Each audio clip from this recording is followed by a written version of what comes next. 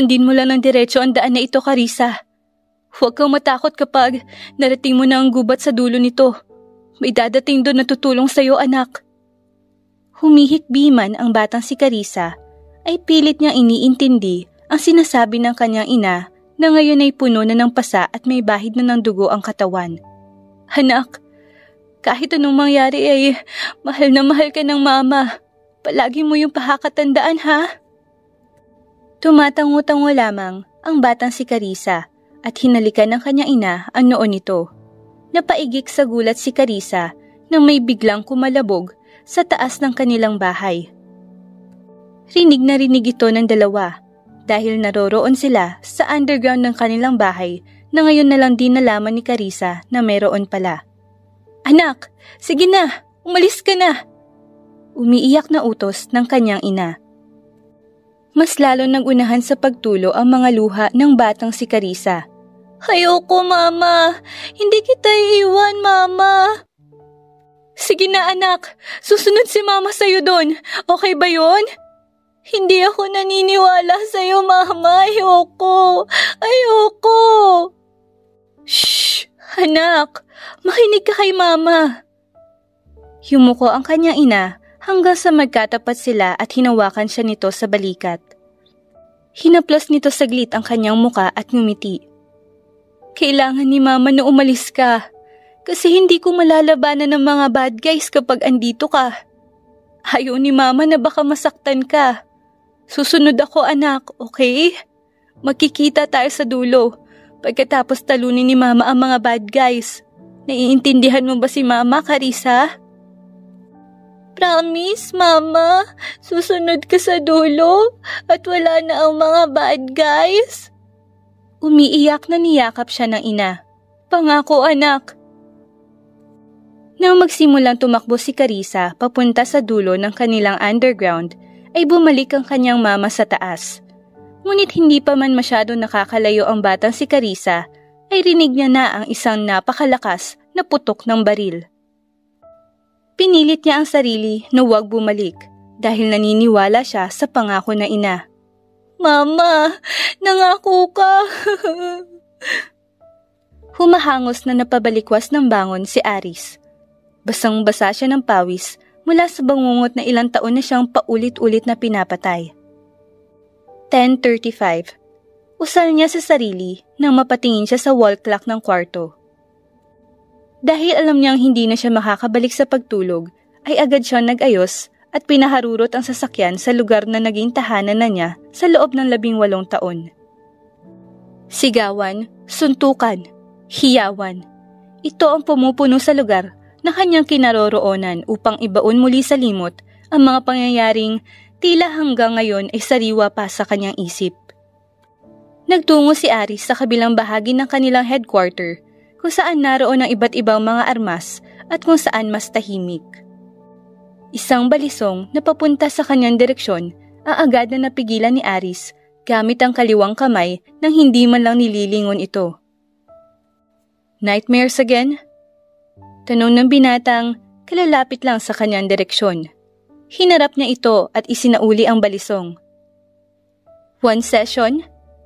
Balik niya ang tanong rito.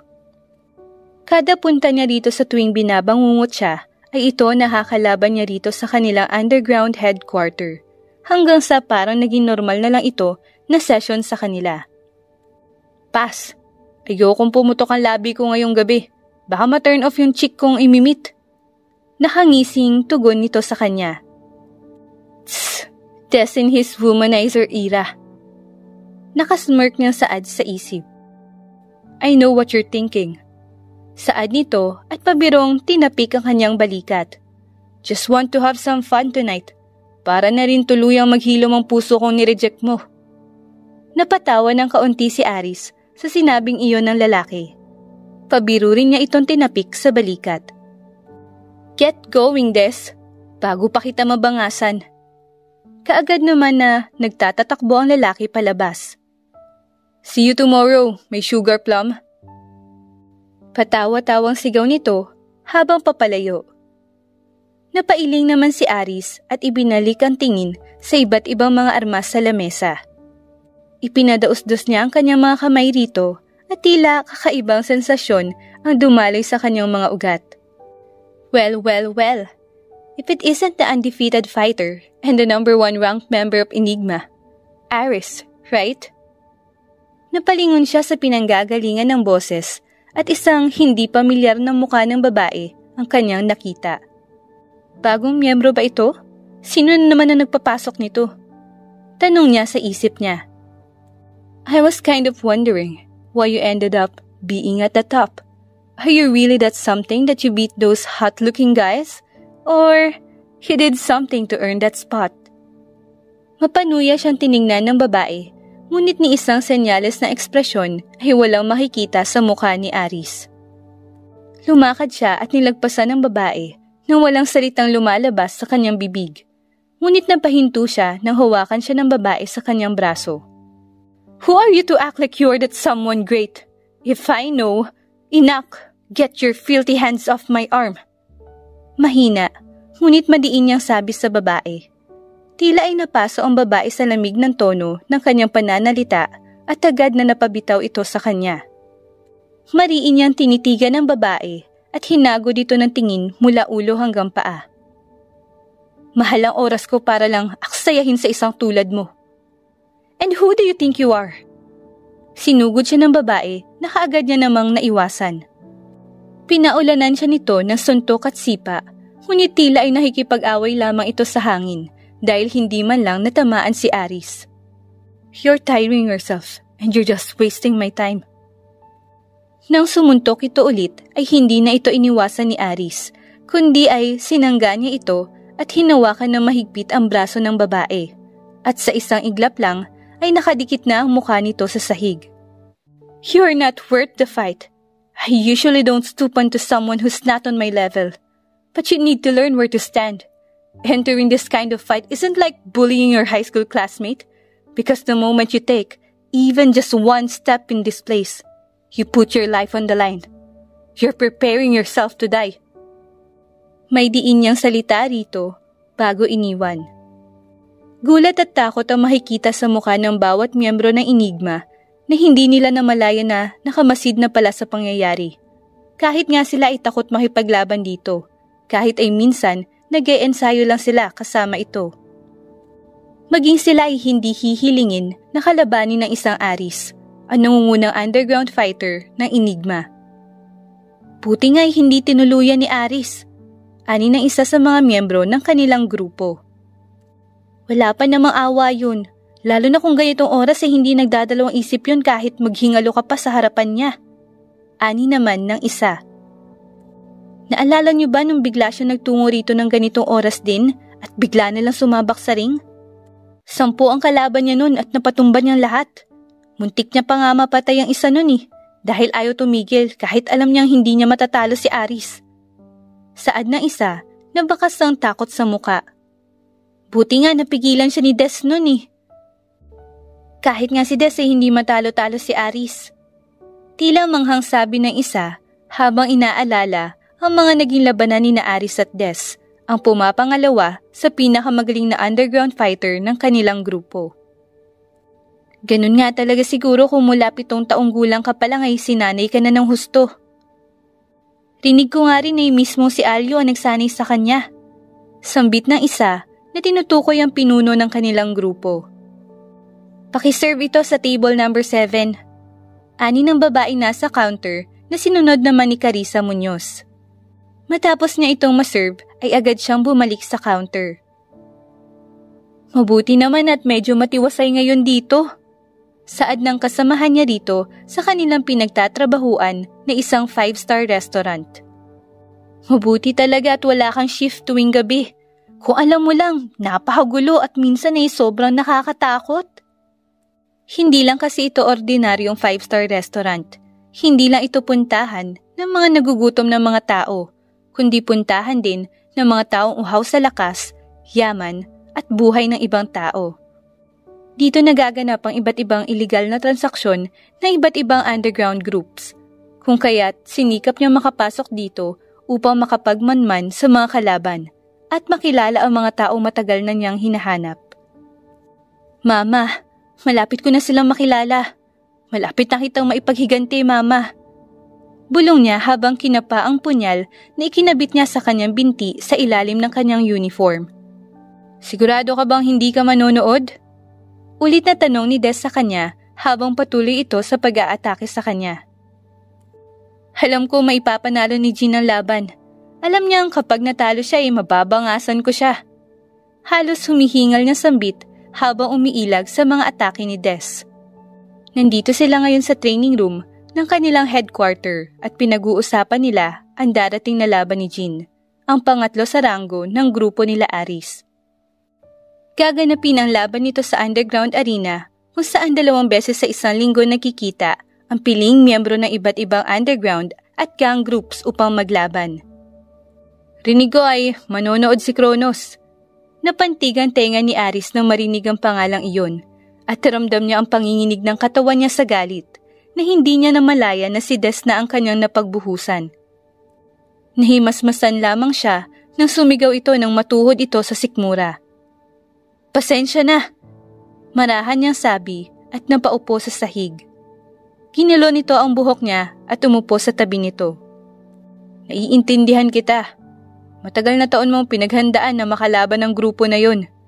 Pag dumating na ang araw na yon, andito lang kami sa likod mo, handang rumesbak para sa'yo. Napangiti naman ng palihim ang babae sa sinabi ni Des. 18 taon. Ang makaharap at makalaban kayo ang nagiging rason ko na gumising sa umaga at indahin ng lahat ng pasa. Ang pagbagsak niyo ang tanging pangarap na natitira ko. Puno ng hinanakit at puot na saad ni Aris sa isipan. Nagngingit-ngit ang kanyang paningin sa isiping makikita niya sa wakas ang lalaking magiging katapat niya sa susunod na mga buwan. Si Kronos, ang lalaking nangunguna sa ranggo ng grupong Nightingale. Ang grupong dahilan ng kanyang pagkawasak. Ang grupong kumitil sa buhay ng taong pinakamahalaga sa kanya. Carissa, maaari ka ba mag-overtime ngayong gabi? Nagpaalam kasi si Ana na absent siya mamaya. Pakiusap sa kanya ng kanilang manager. Sige po. Maraming salamat, Carissa. Bandang 7:00 ng gabi nang may namataan siyang 2 pamilyar na customer. Matapos niyang maserve ang order sa kalapit na lamesa, ay nilapitan niya ang mga ito. Naka-shades pa ang mga kupal. Saad niya sa sarili habang nakatingin sa 2 lalaki na nakangisi sa kanya. Malapit na kitang hindi makilala. Ang ganda mo naman, may sugar plum. Nakangising wika ng lalaking naka-shades pa. Parang hindi humahawak ng mga armas ah. Panunokso naman ng isa habang pinasadahan ng tingin ang kanyang itsura. Ano ba kasing ginagawa niyo rito? Binisita ka lang namin, Carissa. Nagtawanan naman ang 2 nang diniina ni Des ang kanyang pangalan. Tss! Kung wala lang tayo dito, nabangasan ko na yung mga mukha nyo. Scary! Halos sabay pang sambit ni Jean at Des. Pailing-iling naman na bumalik si Aris sa counter dahil sa 2. Makalipas ang ilang sandali, ay bigla na lamang tumayo ang isa sa kanilang mga customer at sumigaw. Bakit hindi kayo tumutupad sa usapan? Hindi yan ang pinagkasundoan namin ng boss nyo. Nagulat ang ibang mga customers dahil sa lakas ng sigaw nito. Batid ni Aris na baka isa itong kasapi na naturang gang at kasalukuyan ito nagtatansak ng kung anumang iligal na bagay. Heto na naman tayo. Bulong na wika ng kasama niyang katabi sa counter. Leader yan ng isang gang group. Palagi naghahasik ng lagim dito. Pero yung katapat niya, ngayon ko lang ata yan nakita rito. Patuloy lang sa pagsigaw ang naturang lalaki sa katapat nito na wala man lang kaakibat na ekspresyon na nakatingin sa kanya. Hoy, Carissa, saan ka pupunta? Anong gagawin mo? Tarantang tanong sa kanya ng kasama nang maglakad siya papunta sa lamesa ng lalaking kanina pa sigaw ng sigaw at ngayon ay may hawak ng baril. Magandang gabi, sir. Maaari po bang sa labas niyo na lang ipagpatuloy ang inyong disko? Hindi na tuloy ang sasabihin ni Aris dahil bigla na lang nitong tinutok ang baril sa kanyang noo. Sino ka ba ha?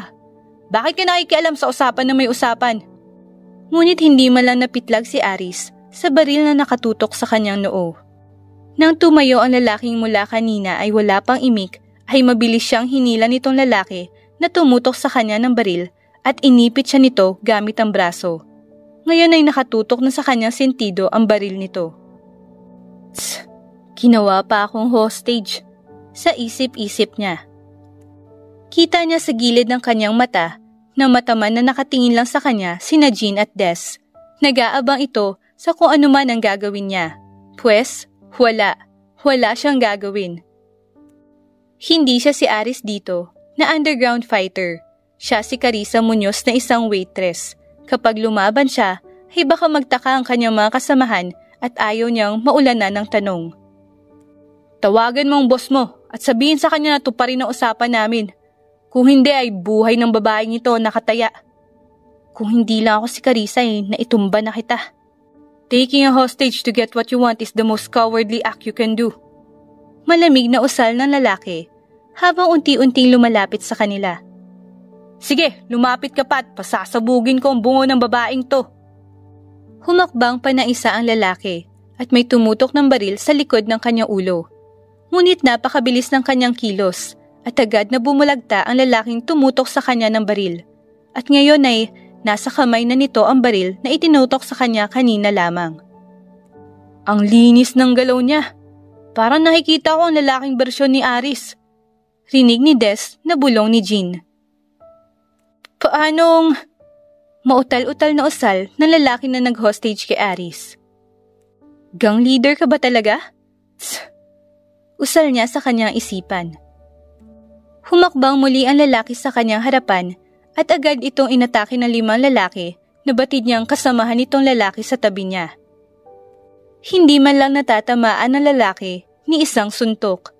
Nakapamulsa nga lang ang kaliwang kamay nito habang ang kanan ay nakababa lang hawak-hawak ang baril. Tanging sipa lang ang binabato niya sa 5 lalaki at wala pang 1 minuto ay nakahiga na ang mga ito sa sahig. Sino ka ba ha? Ramdam niya ang nginig ng lalaking nakahawak sa kanya. Hindi mo na naisin malaman ang pangalan ko. Malamig na turan naman ito. Huwag ka magkakamali at Labis na nagulat ang lahat maliban kay Aris nang bumulagta ang lalaking nakahawak sa kanya sa sahig. Kahit hindi niya ito tignan, ay alam niyang butas ang noo nito. Miss, are you okay? Are you okay? Parang paulit-ulit na nagpiplay sa kanyang pandinig ang tanong ng lalaki sa kanya. Malamig ngunit may bahid ng pag-aalala. Teka, anong nangyayari sa akin? Ano itong nararamdaman ko? Is it because for the first time someone asked me if I'm okay? Haris, magtigil ka. Nakakadiri ka. Supil niya sa sarili. Mariing nakatitig lang sa kanya ang lalaki. Sinuklian lamang niya ito ng titig at tinalikuran. Kaya ko rin naman patumbahin ang lalaking yun. Sadyang ayoko lang na maghinala ang amo ko kapag narinig niyang marunong ako makipaglaban. Ang astig pala ng restaurant na pinagtatrabahuan mo. Matapos na nangyari kanina parang wala lang. Wika ni Jean na para bang batang namamangha. Ano nang ginawa doon sa lalaking bubutasin daw ang bungo mo na hanggang salita lang naman pala? Usisa sa kanya ni Des. Narito ang dalawa sa kanyang bahay at nakitambay. Mga walang magawa sa buhay kaya ako itong ginugulo. Sabi ng manager namin, pinadala raw pabalik sa headquarter ng gang nila. Hindi na naman kasi bago na may gano'n na nagaganap doon. Rinig ko ay kasapi din ng isang tanyag na grupo ang boss mo. Tinanguan niya naman ang tanong na ito ni Jean. Oo, pero hindi raw dito sa bansa. Tsaka recognize daw ang grupo nila doon sa bansang yun. Pero alam mo, may iba ako ha. Curious talaga ako kung sinong lalaki yun kanina. Parang ikaw kung makipaglaban. Literal na, never let them know your next move. Napaisip din si Aris sa sinabi ni Jean. I saw how you look at him. Plain na wika ni Des na nagpalingon sa kanya. Kahit hindi mo sabihin ay alam ko na mangha ka dahil nakakita ka ng lalaking ganun lumaban. Anong pinagsasabi mo dyan? Teka, nauutal ka ba? Si Aris na enigma nauutal. Halos hindi makapaniwalang bulalas ni Jean. You didn't even get to say thank you because you were still contemplating sa sarili mo. Wika ni Des na dahilan ng pagkunot ng kanyang noo. Was it because it was the first time you were saved by someone? Handito bang mga to para okrayin ako? I'm not getting your point, Des. Kahit naman siguro sino ang nasa sitwasyon ko, ay tutulungan niya. Depends ang sagot niya. But we didn't. Sagot ni Des na nakatitig sa kanya. We just watched how that man took you as his hostage. We never even bothered because you know what I'm capable of. Putol niya sa sasabihin nito. But that man there did not. For him, I am nothing but a helpless waiter. So he did what he had to. Exactly. What? Can you cut it off, Des? Can we not make a big deal out of it? Malamig niyang turan sa binatang kaharap niya habang si Jean naman ay palipat-lipat ang tingin sa kanilang dalawa. Okay, ceasefire. Hiyaw ni Jean at itinaas pa ang dalawang kamay. Let's put this conversation to rest. At mas mabuti siguro kung mag-rest na din tayo, ano? Di ko kinakayang intense at lamig sa inyong titigan. Intense at lamig? Kung hindi lang inis ang dalaga, ay nabangasan na niya si Jean. Tuluyan namang lumabas ang dalawa ng kanyang bahay. Napahilamo si Aris sa kanyang muka at impit na napasigaw. Napatingin siya sa punyal na nasa lamesa na palagi niyang daladala. Kinuha niya ito at hinaplos ang kumikinang na blade nito. Ito, kunin mo to. Saad ng lalaking nasa kanyang harapan at inilahad sa kanyang kamay ang isang punyal. 1 taon na nakalipas simula nang dumating ka rito sa headquarter at nag-ensayo. Sa mama mo yan at nararapat lang na ikaw ang humawak niyan upang maalala mo kung bakit ka naririto. Napahigpit ang hawak niya sa punyal nang marinig iyon mula sa lalaki.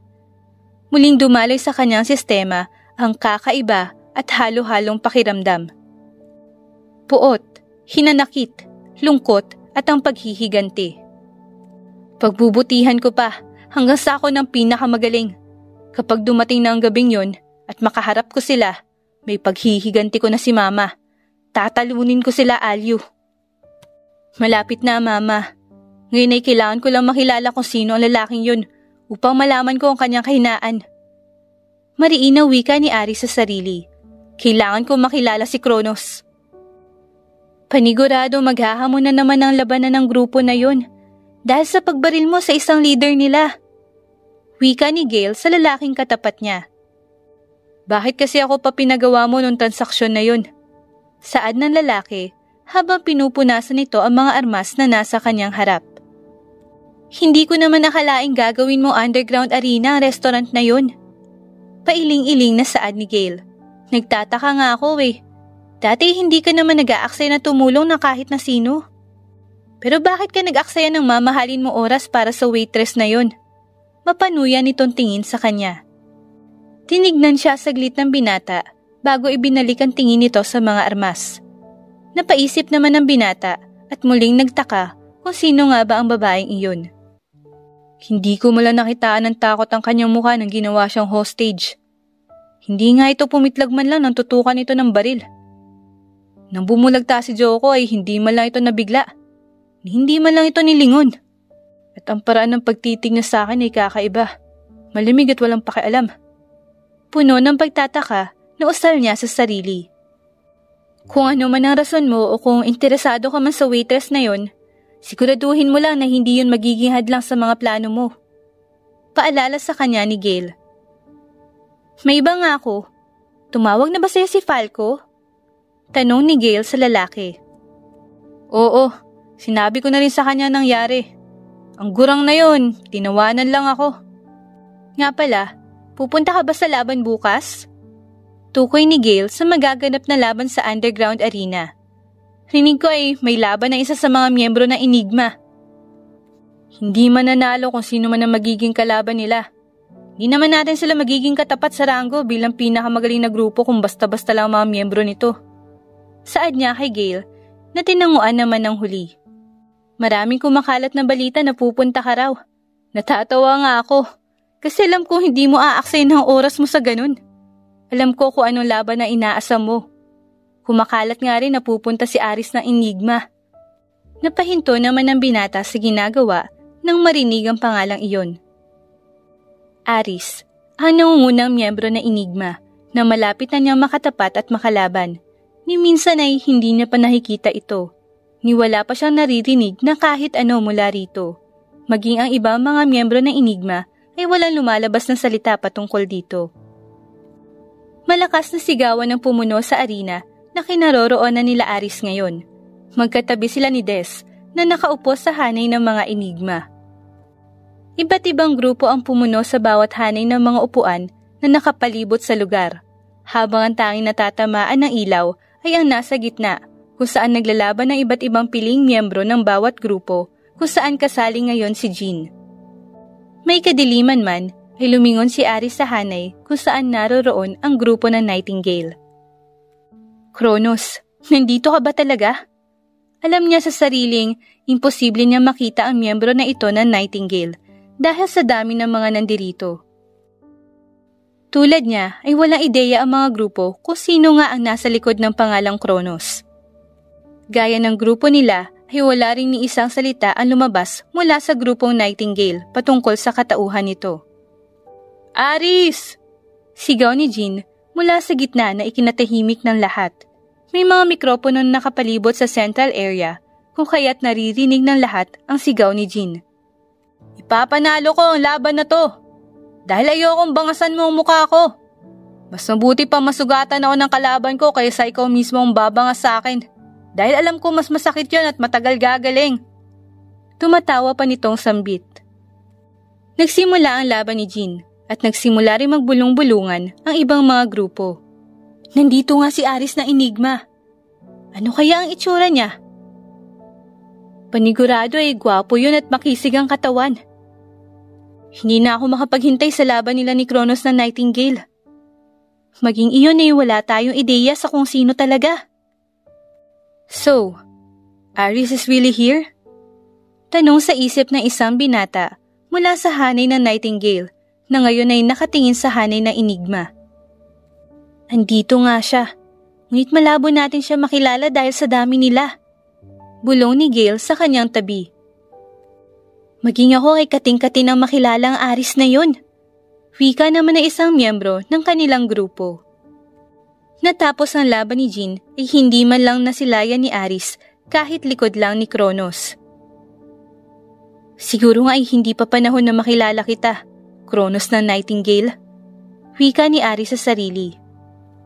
Bye Carissa, ingat ka.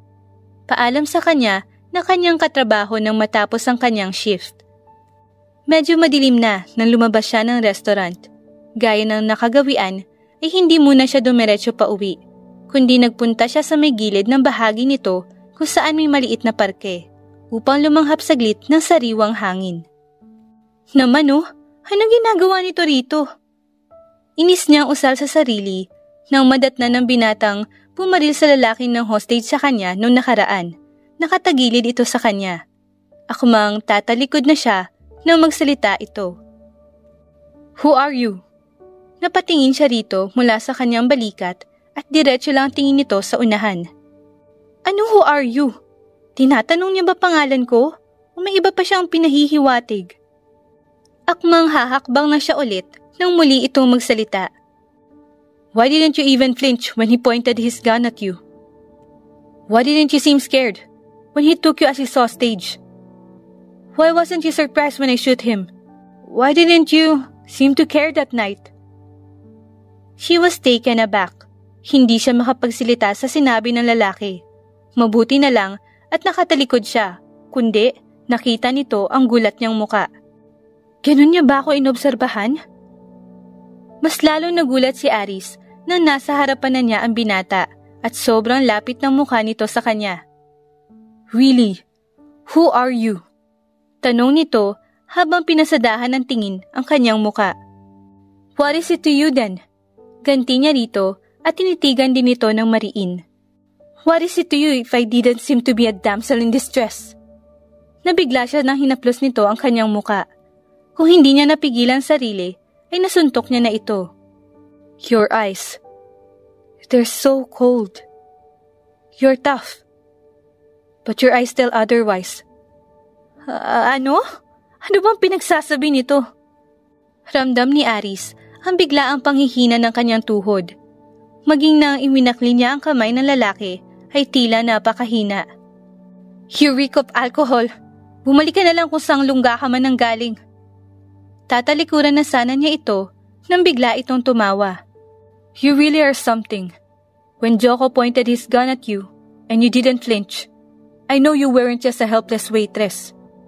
Then why help me? Hindi niya napigilang tanong sa binatang kaharap. Tila natigilan nito saglit at napakamot sa ulo nito. That's what I keep asking myself.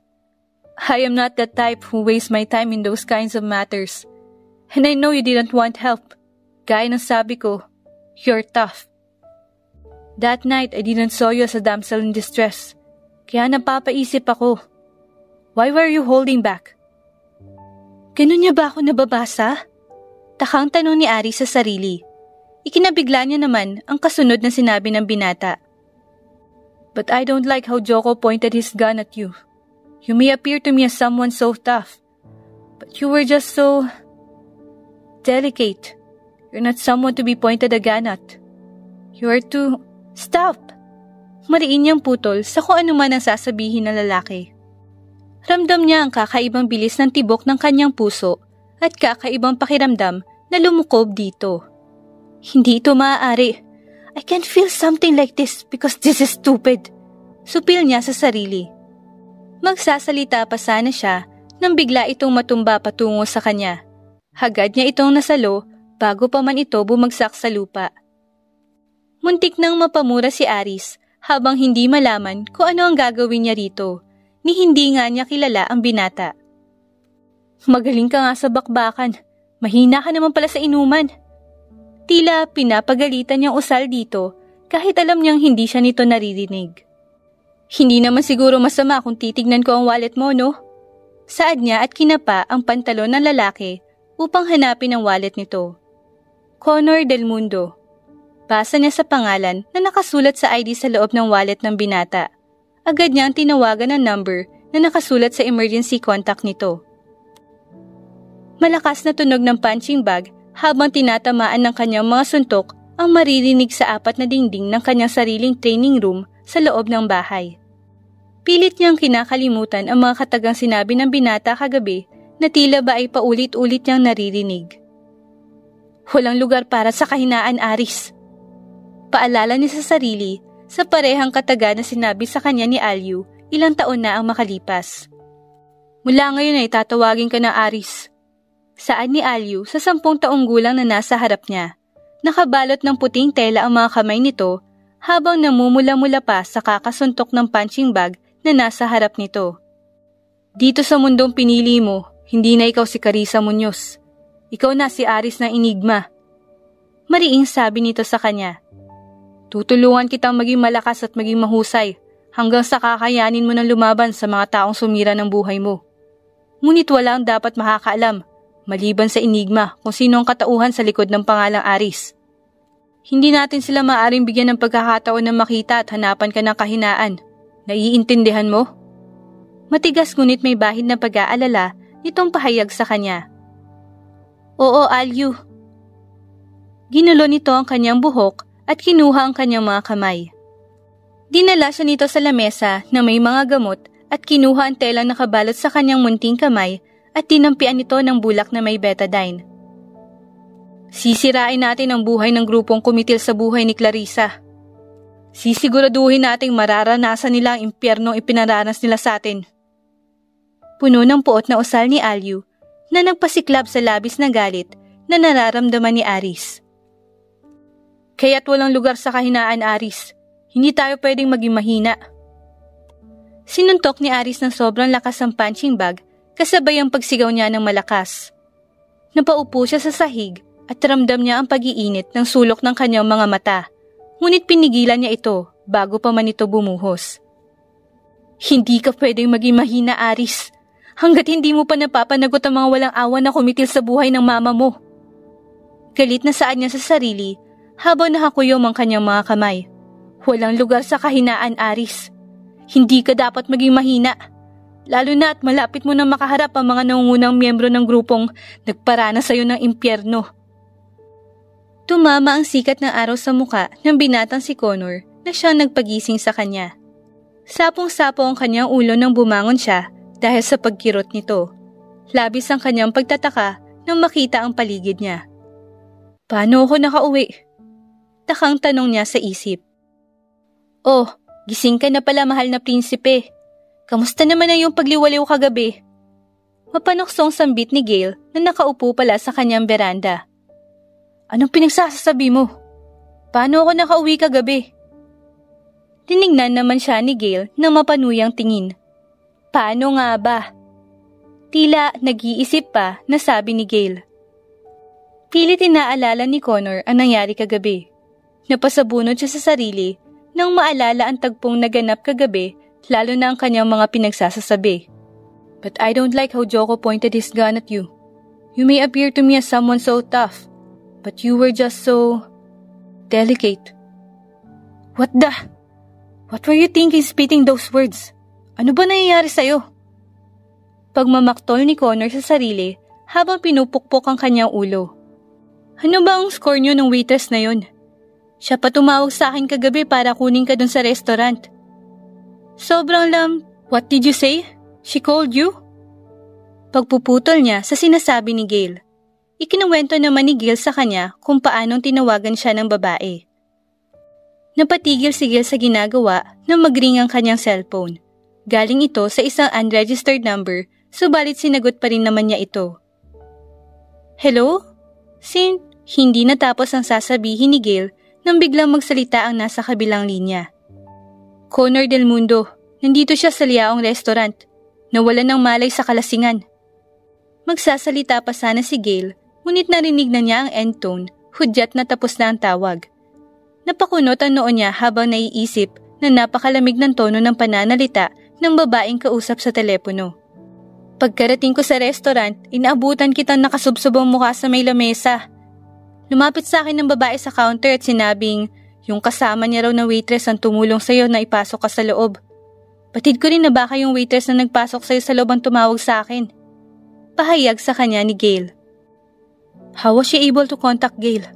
Did she look through my things? Probably my ID? Sabi nung kasama niya ay Carissa daw ang pangalan nun. Carissa Muñoz. Carissa Muñoz. You're no doubt one of a kind. Teka nga, bakit ka ba naglasing kagabi? Takang tanong sa kanya ni Gale. Hindi ka naman pala inom ah. Bibihira nga lang sa'yo lumabas dito sa lungga mo. And why were you in that restaurant? Imbes na sagutin niya ang mga tanong nito, ay tumayo na siya at nagtungo sa banyo. Ano nga ba nangyayari sa akin? It's just a girl. No, she isn't just a girl. There's something more about her that I can't figure out yet. Sa isip niya. Tumunog ang buzzer, hudyat ng pagsisimula ng laban. 1 laban sa 10. Now this is exciting. Nahangising wika ni Jean habang pinagmamasdan si Aris na napapalibutan ng 10 miyembro ng Enigma sa gitna ng ring. Woo! Sigaw ng karamihan na maiwasan ni Aris ang espadang papunta sa kanyang direksyon at sinipa ang kamay ng may hawak nito. Lumipad ang espada sa ere at bumagsak sa sahig.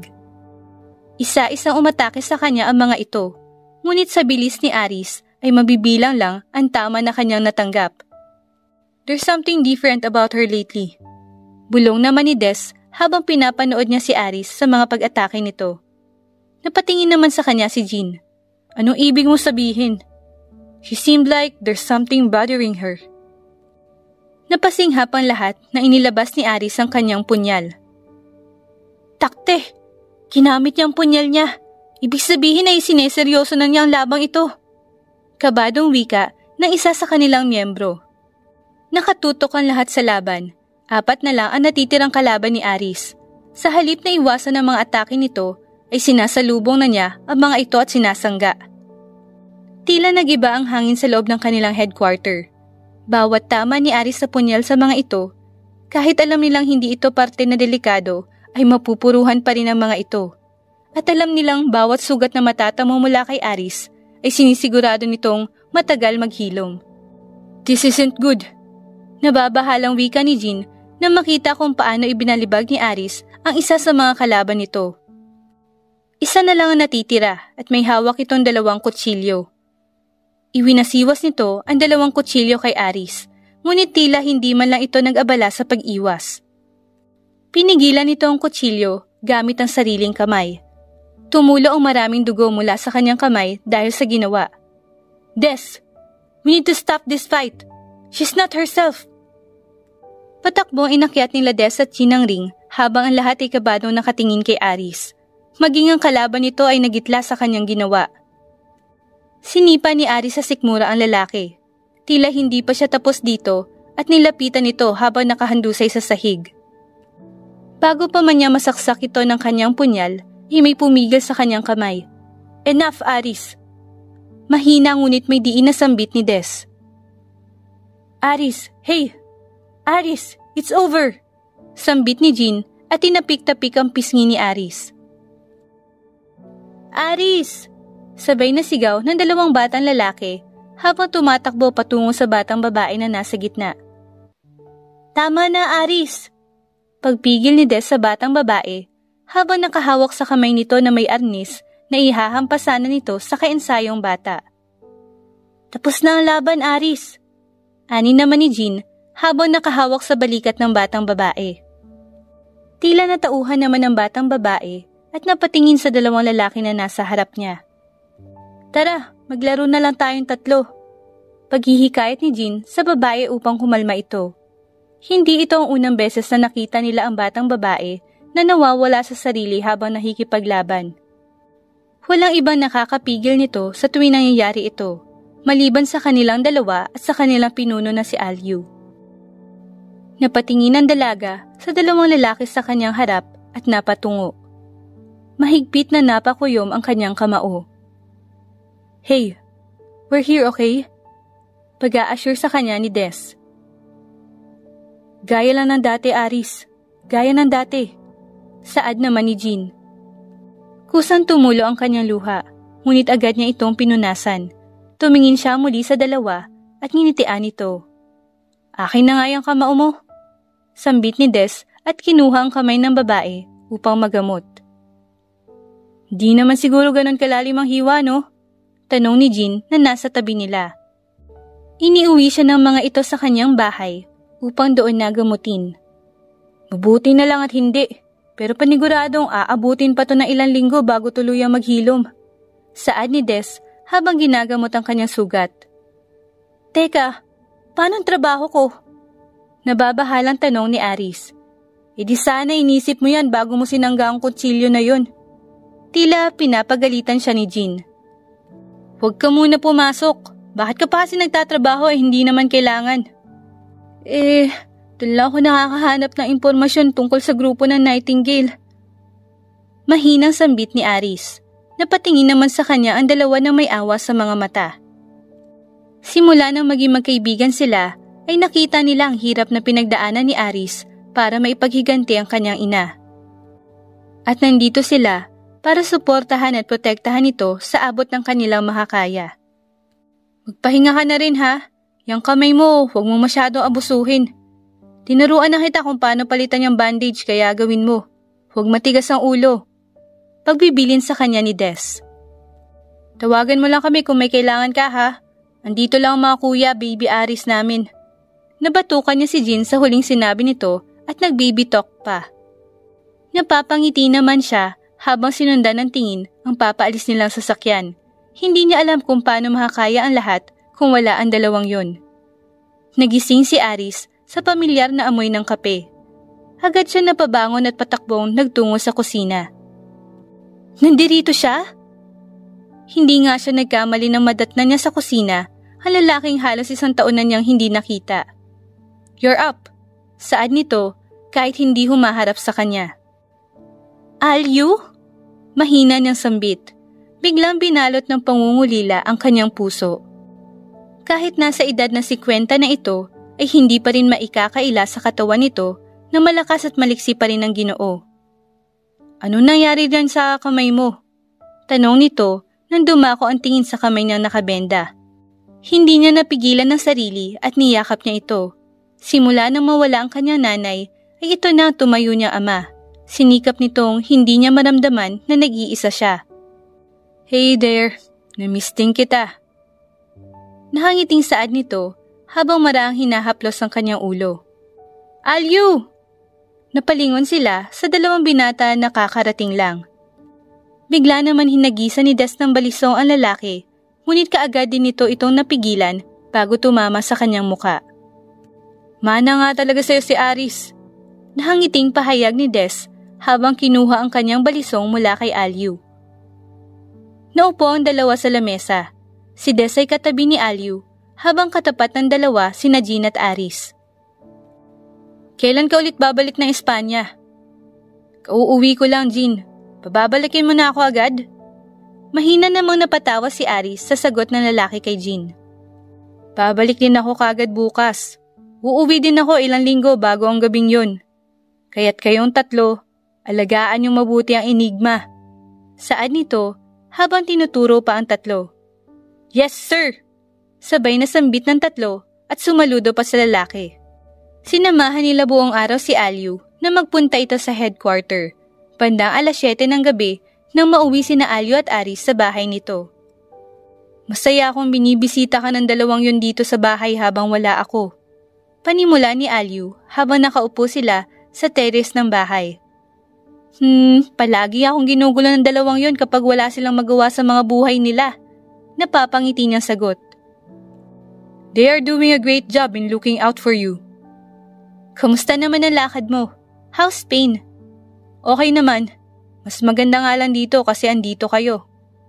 Napangiti si Aris sa sinabi ni Alyu.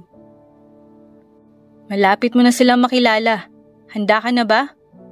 Napatingin siya saglit kay Alyu dahil sa sinabi nito. Dapat lang nahanda na ako. Ang tagal nating hinintay ang araw na yon. Ginulo ni Alyu ang ulo nito. Alam ko nais mo na silang makaharap. Pero sana huwag mo masyadong pahirapan ang sarili mo.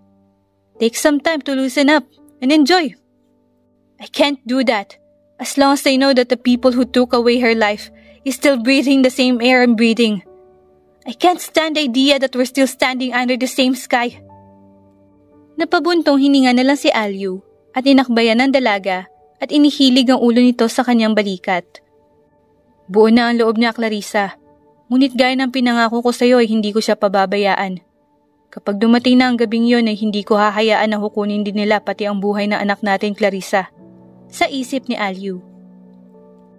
Mama, nagdala ako ng paborito mo. Kami ni Alyu ang bumili nito kanina. Kaso hindi na siya nakasama papunta dito kasi baka mahuli siya sa flight niya. Sambit ni Aris habang hinahaplos ang puntod ng kanyang ina. Oo, Mama. Umuwi kahapon si Alyu. Kailangan lang niya ulit bumalik ng Spain. Uuwi rin siya rito bago ang gabing yon. Napakuyom ang kanyang kamao. Malapit na, Mama. Malapit ko na sila makakaharap. What is she doing here? Tanong ni Connor sa sarili nang namataan si Aris sa gilid ng kalsada malapit sa sementeryo. Nagulat naman ang dalaga na may biglang huminto na itim na kotse sa kanyang harapan. Mas lalo pa siyang nagulat nang makita kung sino ang driver nito pagkababa ng bintana. Hop in. Ano? Tatanggi pa sana siya na nakababa na ang binata at pinagbuksan siya ng pinto. Wala siyang nagawa at sumakay na lang sa sasakyan. Nang magsimula umandar ang sasakyan, ay tumingin na lang siya sa bintana. Anyway, thank you. Napakunot ang noon ni Aris, ngunit hindi pa rin siya tumitingin rito. Para saan? About the other night. But I don't like how Joko pointed his gun at you. You may appear to me as someone so tough, but you were just so delicate. Muntik na niyang maiuntog ang ulo sa salamin ng sasakyan nang manumbalik sa kanyang isip ang sinabi ng binata sa kanya ng gabing iyon. Ha, wala yun. Hey, what happened to your hand? Alalang tanong nito at bigla na lang maingat na kinuha ang kanyang kamay gamit ang kanang kamay nito. Para namang napaso si Aris at agad na kinuha ang kamay mula sa pagkakahawak nito. Ito? May... Nabasag lang ako nung nakaraan kaya nagkasugat. Pero pagaling na din naman to. Sagot niya sa binata at ibinalik ang tingin sa bintana. Kaya ba hindi ka pumasok ng ilang araw? Napatingin siya bigla sa binata sa tanong nito. How do you know? I went there a day after that night, but you weren't there. I went back a day after, but you weren't still there. So I asked the girl in the counter, and she told me you'll be taking a couple of days off. Why bother? Bakit mo ko hinahanap? Natigilan naman saglit ang lalaki sa kanyang tanong. I just want to say thank you. Don't bother yourself. It's fine. You're welcome. Mabilis niyang sabi sa lalaki. Manganganib siya kung palagi niya itong makikita. Just please drop me off in the restaurant. What? Why? I can drive you home. No. Just please drop me off in the restaurant. Is she mad? Or was she annoyed? Nang makarating sa restaurant, ay agad na bumaba si Aris. Thank you. Mabilisan niyang sabi sa binata at agad na pumasok sa restaurant. Ayaw niyang malaman nito kung saan siya nakatira. She just can't risk it. You told me last time that she was the one who called you to get me at the restaurant, right? Kaagad na tanong ni Connor kay Gail pagkapasok niya sa kwarto nito. Are you referring to that waitress? Give me her number. Whoa. Now, why is the great Connor Del Mundo so smitten on that waitress? Just give me her number, Gail. Seryoso siyang tiningnan ni Gail bago kinuha ang cellphone nito at kinalikot. Here, sambit nito, sabay pakita rito sa numerong hinihingi nito. Bago pa man lumabas ng kwarto, ay may bilin si Gail sa kanya. I'm glad that you had someone you're interested in. Hindi na puro armas at laban na nasa isip mo. I always want you to live your life. But do bear in mind that you are not just Connor Del Mundo. Napapitlag si Aris nang biglang nagring ang kanyang cellphone. Ang tawag ay mula sa isang hindi registered na numero. Hello? It's Connor. Napakunot ang noon ng dalaga nang magpakilala ang nasa kabilang linya. What is he calling about? At bakit alam niya ang number ko? I know you're thinking why I called and from whom I got your number. Worst, you might have been annoyed because of me. I don't know how to say it. And I don't like saying things over the phone. But, can I take you out? Can I take you out? Parang may nagkakarera sa loob ng puso ni Aris dahil sa sinabi ng lalaki. Anong take you out ang pinagsasabi mo riyan? Rinig niyang napabuntong hininga ang binatang nasa kabilang linya. As I said, I don't like saying things over the phone. I know you had lots of whys in mind. And I'm willing to tell you why. So, can I take you out? Rinig niya ang malakas na pintig ng kanyang puso. Ano ba itong nangyayari sa akin? Maging siya ay nais masagot ang sariling katanungan. Ayaw na niyang takasan pa ang kalituhan na ilang linggo na niyang isinantabi. Sana ay hindi mali ang maging desisyon kong ito. Saan ba tayo pupunta? Tanong niya sa lalaking kasama. You'll know when we get there. Nakangiting wika nito sa kanya. At heto na naman ang puso ng dalaga, tila ay tambol sa lakas ng pintig nito. Ice cream parlor? Tanong niya rito pagkahinto ng sasakyan nito sa tapat ng isang ice cream parlor. Nakangiting tinignan lang siya ng binata at bumaba ito at pinagbuksan siya ng pintuan. This is actually my first time coming here. Tila nahihiyang tugon ng binata habang papasok sila ng shop. This is my first time too. Usal niya sa isip. What flavor do you like? Tanong ng binata sa kanya habang nakatingin sa iba't ibang flavor na ice cream. Yehey! Ice cream! Masayang hiyaw ng batang si Carissa habang nakatingin sa isang galon ng ice cream sa kanyang harap. Heto, kumain ka na. Nakangiting wika ng kanyang ina habang inilagay sa harap niya ang basong may laman ng ice cream. What flavor is this, Mama? Tanong niya rito. That's cookies and cream. Gusto mo ba?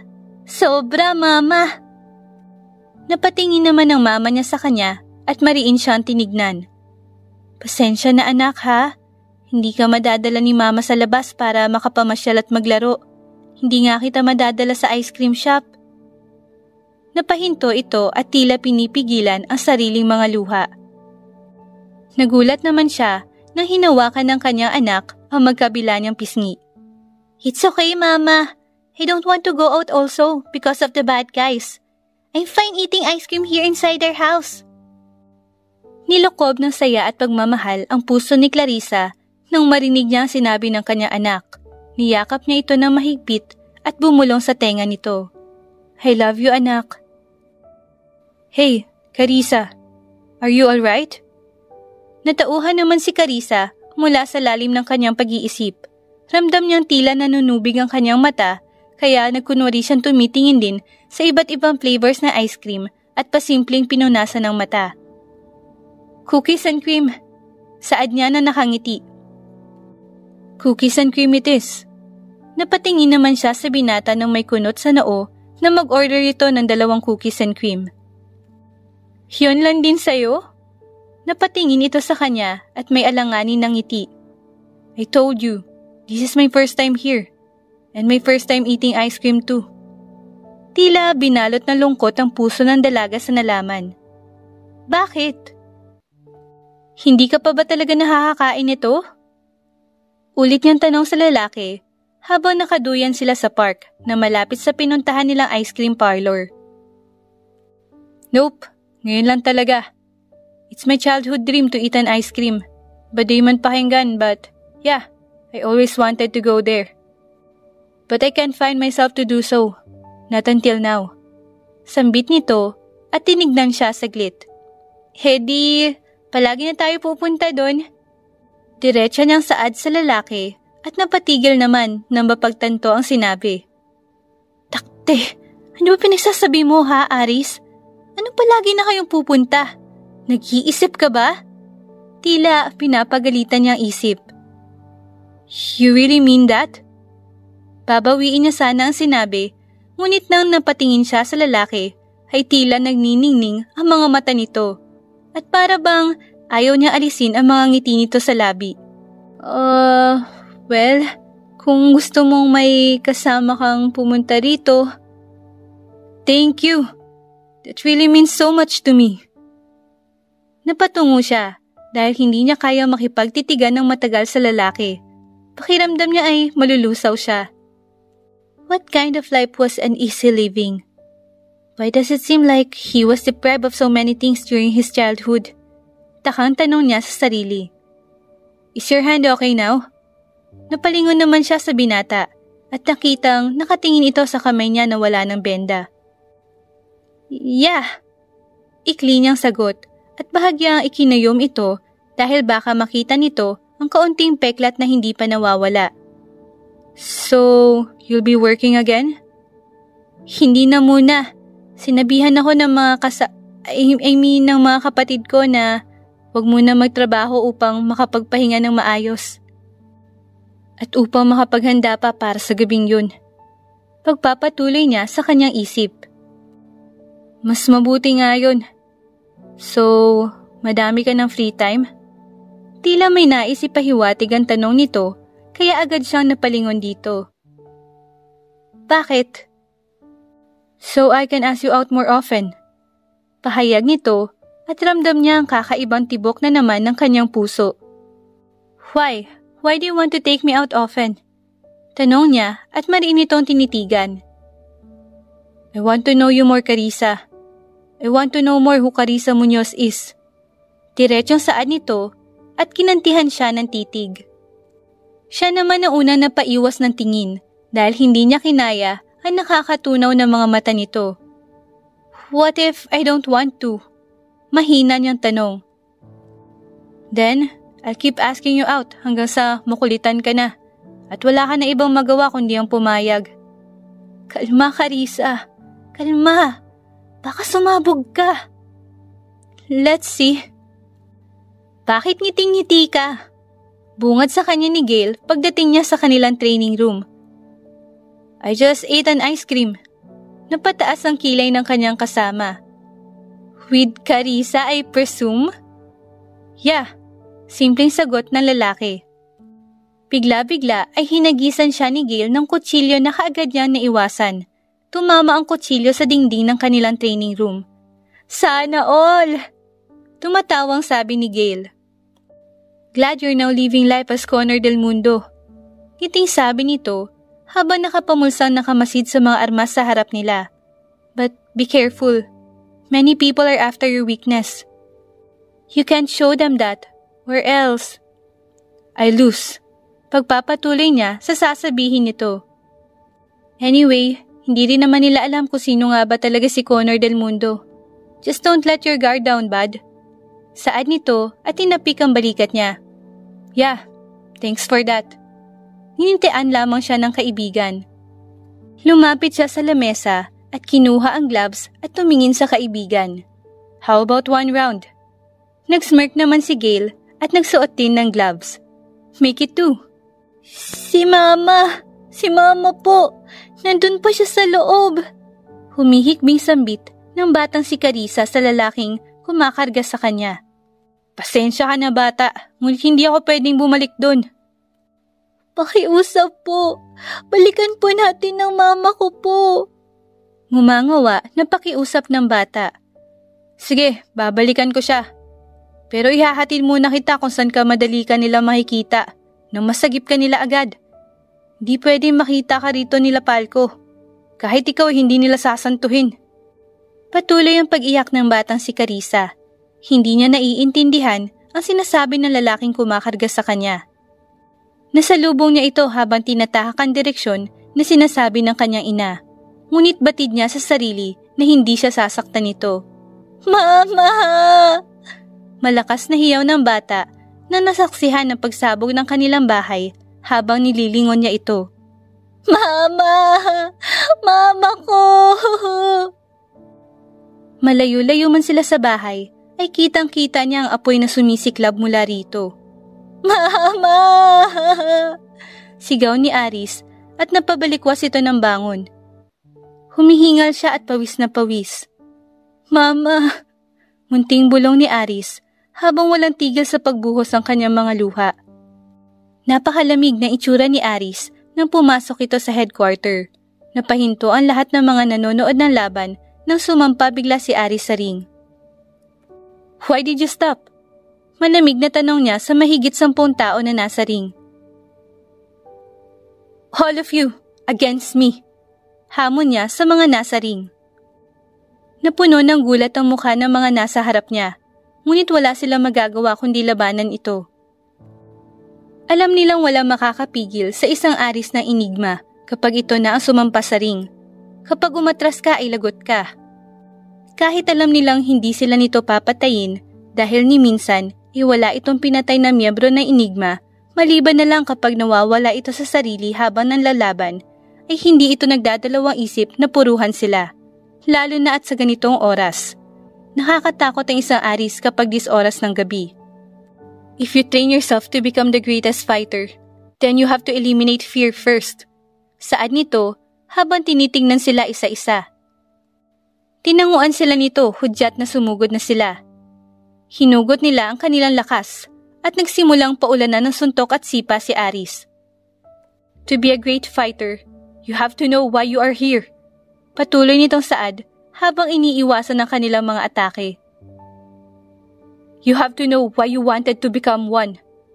Kasabay nito ang pagsangga niya sa suntok ng isa sa mga umaatake sa kanya at inikot ang braso nito. Napaigik naman sa sakit ang lalaki at napaatras ito.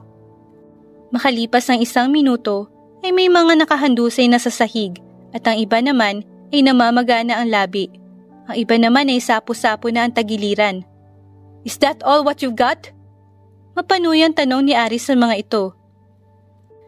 Show me why you're worthy to be called one of the enigma. Hirap man ang mga ito, ay sumugod muli sila kay Aris. Now, the real fight has started. Nakangising saad nito nang madaplisan ng kanyang pisngi ng balisong at tumulo ang dugo mula rito. You should not attack aimlessly, but with all precision. Sinangga nito ang kamay ng isa, habang sasaksakin sana siya nito ng kutsilyo at tinuhod ito sa sikmura. You should not allow your enemy to see your weak spot. Siniko naman niya sa muka ang isang nasa likod niya. In fact, you shouldn't allow yourself to have one. Tinalunan niya ng sipa ang isang sumugod sa kanya na may espadang dala. Being prepared for the fight means being able to prepare your own coffin. Matapos nito, ay tumalikod na si Aris at bumaba ng ring, habang naiwan ng mga ito na dumadaing sa sakit.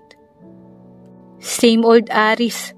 Usal ni Jin sa kanyang isipan habang tahimik silang nanonood ni Des ng laban kanina. May babae ko na umanong naiibigan. Tanong sa kanya na lalaki nasa kabilang linya. Naikuyom niya ang kanyang kamao. Siguraduhin mo lang na ang babaeng yan ay hindi magpupurnada ng iyong misyon. Mariing sabi na nasa kabilang linya. Wag na wag mo siyang gagalawin, Falco. May diin niyang saad sa kausap. Tumawa naman ng malakas ang nasa kabilang linya na mas lalong nagpangitngit sa kanya. Relax, pinapaalahanan lang kita. At baka dahil sa babaeng yan ay makalimutan mo kung bakit mo piniling hindi lang maging isang Connor del Mundo. May mga sinabi pa ito bago pinatay ang tawag. Matapos lang lahat ng ito, makakaalis na rin ako sa grupong ito. Makakalaya rin ako mula sa klase ng pamumuhay na ito. Wika niya sa sarili. What happened to this? Napaigtad si Aris nang biglang haplusin ng marahan ni Connor ang kanyang pisngi. May kaunting peklat pa nga pala siya, dulot ng madaplisan siya ng balisong noong nakaraan. Nadaplisan lang ng kung ano habang naglilinis ako noong nakaraan. Sabi niya rito at bahagyang iniwas ang kanyang pisngi mula sa pagkakahawak nito. You're clumsy. Pagbibiro ng binata sa kanya. I'm really glad you went out with me today. You are my breath of fresh air. Nahangiting saad nito habang diretso lang ang tingin sa mga batang naglalaro sa gitna ng parke. Ramdam naman ni Aris ang pag-init ng kanyang pisngi sa sinabing ito ng lalaki. He never really got to play like that when I was a kid. Mahinang usal niya habang nakatingin din sa mga batang masayang naghahabulan. Nilingon naman siya ng lalaki at nagtataka ang mga mata nito.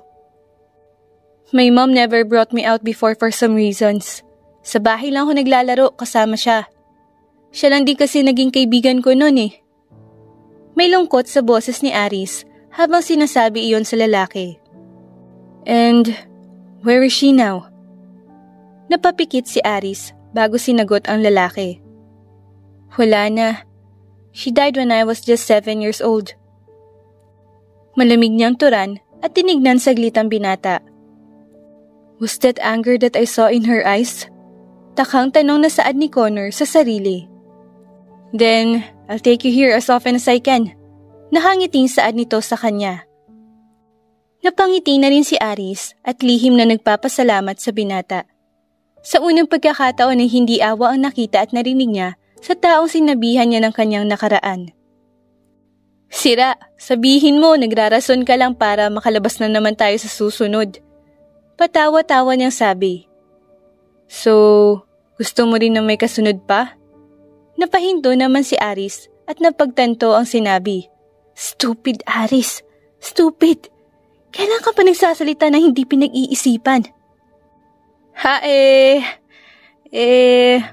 Wala naman ako sinasabing ganun ah.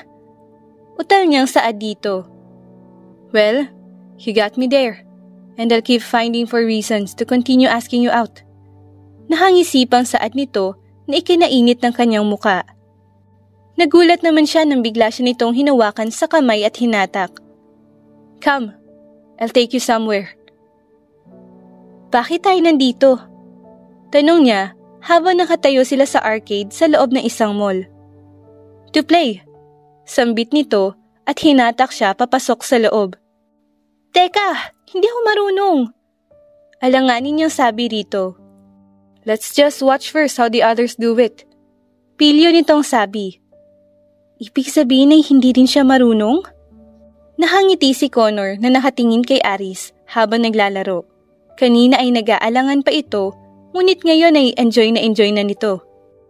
Doon naman tayo! Maligayang wika nito at hinatak si Connor doon sa bump cars.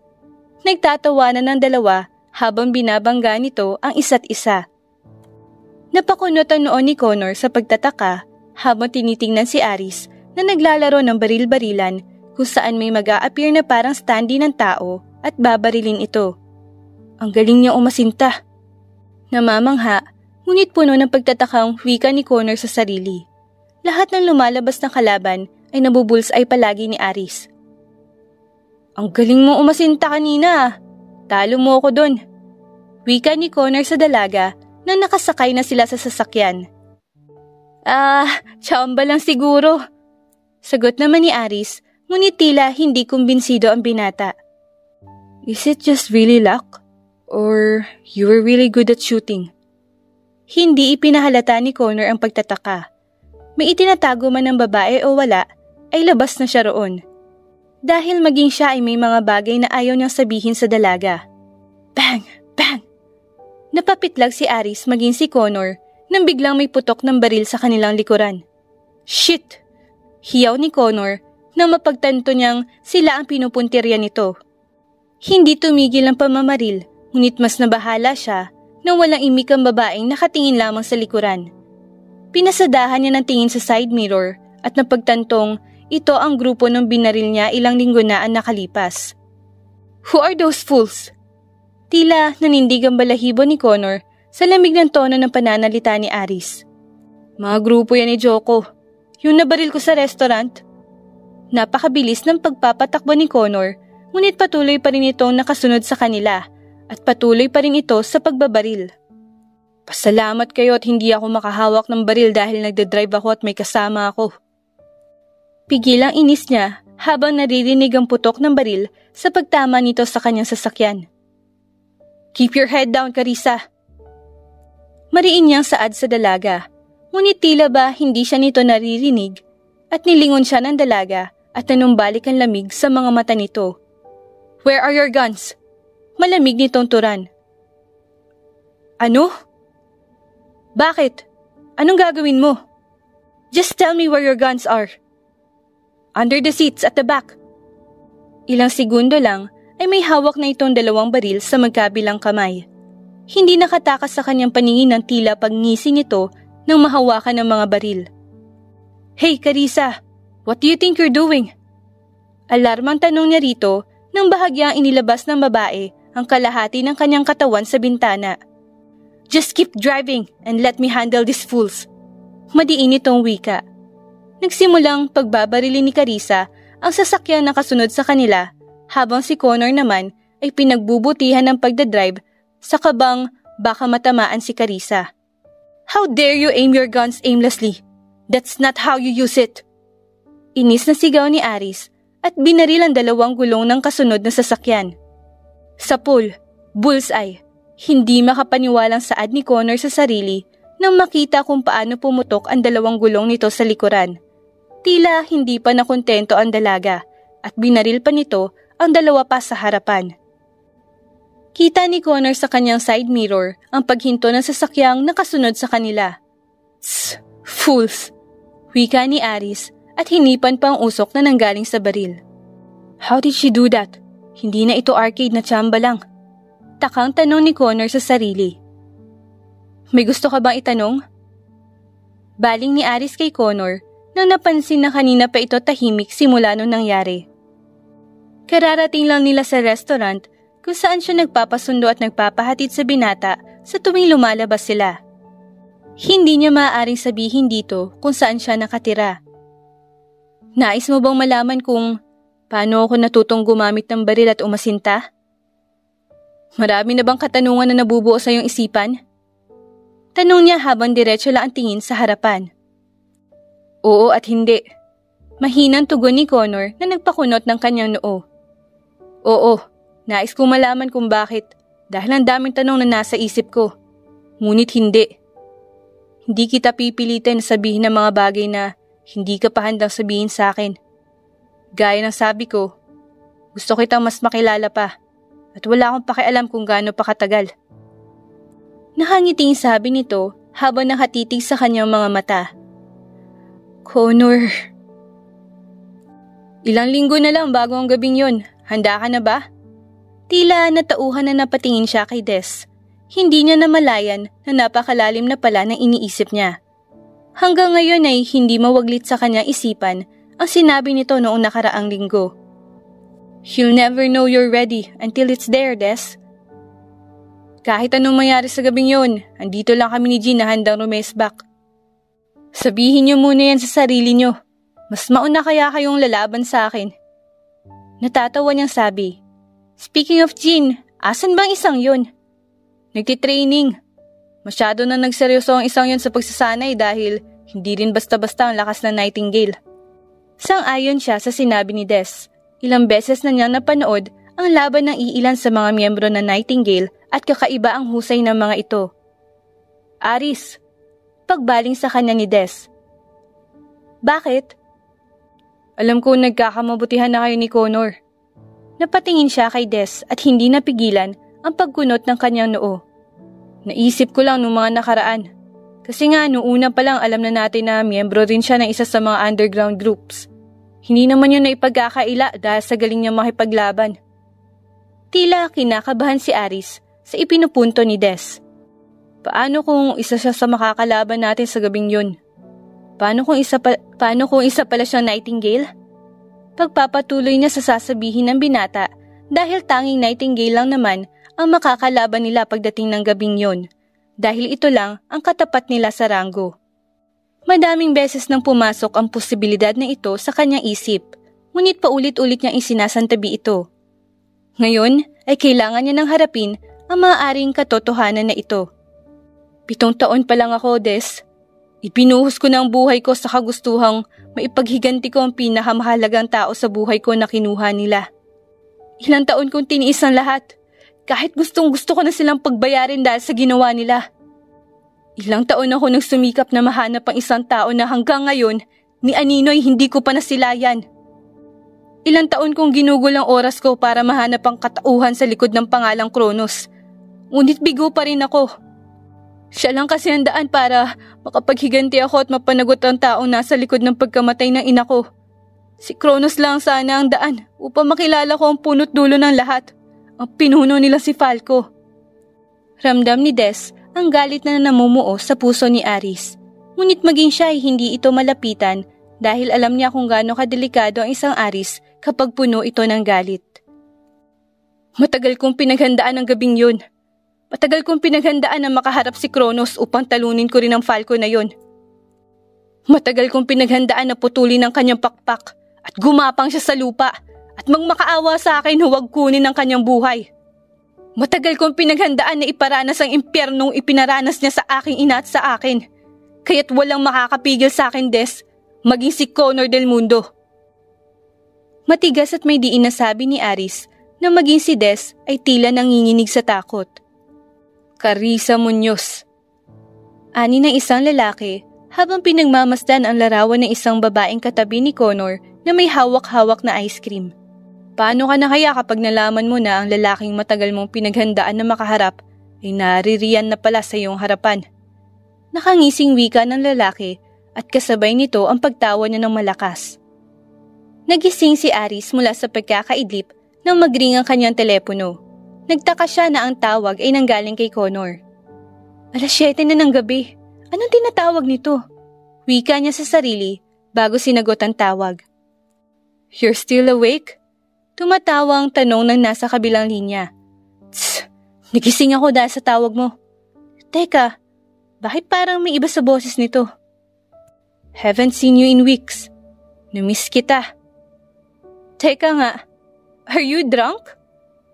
Tumawa naman ang nasa kabilang linya. Hindi Hindi ako lasing. Just had like 1 bottle. Kumakain nung parang ang lakas-lakas sa inuman. Bakit ka ba naglalasing? Nasaan ka ba? Pupuntahan mo ako rito? Nako, wag na. Ano ka ba? Nasaan ka? Matigas niyang tanong sa kausap. Huwag ka naman magalit agad sa akin. Nagpibitok pa nga ang kumag. Nandito ako sa kung saan tayo nag-first date. First date mo mukha mo. Kinikilig, ngunit inis niya ring Saad at nagtungo sa kanyang sasakyan at pinaharurot ito. Nadatnan naman niya ang binata na nakaupo sa gilid ng fountain sa gitna ng park. Tila nagliwanag ang mga mata nito nung makita siya na papalapit dito. You're here! Nahangiting sambit nito. Tss, ano ba kasing iniinom-inom mo riyan? Sipat niya rito at umupo sa tabi nito. I miss you. Mahinang Saad nito sa kanya na nagpatibok ng malakas ng kanyang puso. Nagulat siya nang bigla nitong inihilig ang ulo sa kanyang balikat, ngunit hinayaan niya na lamang ito. This might be the last time we can be this close. We might hit each other the following week if you are really one of them. Malungkot na usal ni Aris sa sarili. I am really grateful to have known you, Carissa. Saad na lalaki. Nilingon niya ito at napatitig siya sa mukha nito. Tonight might be the last time I can look at you this way, Connor. If it wasn't for you, I might have totally fallen in the abyss. Ako rin, Connor.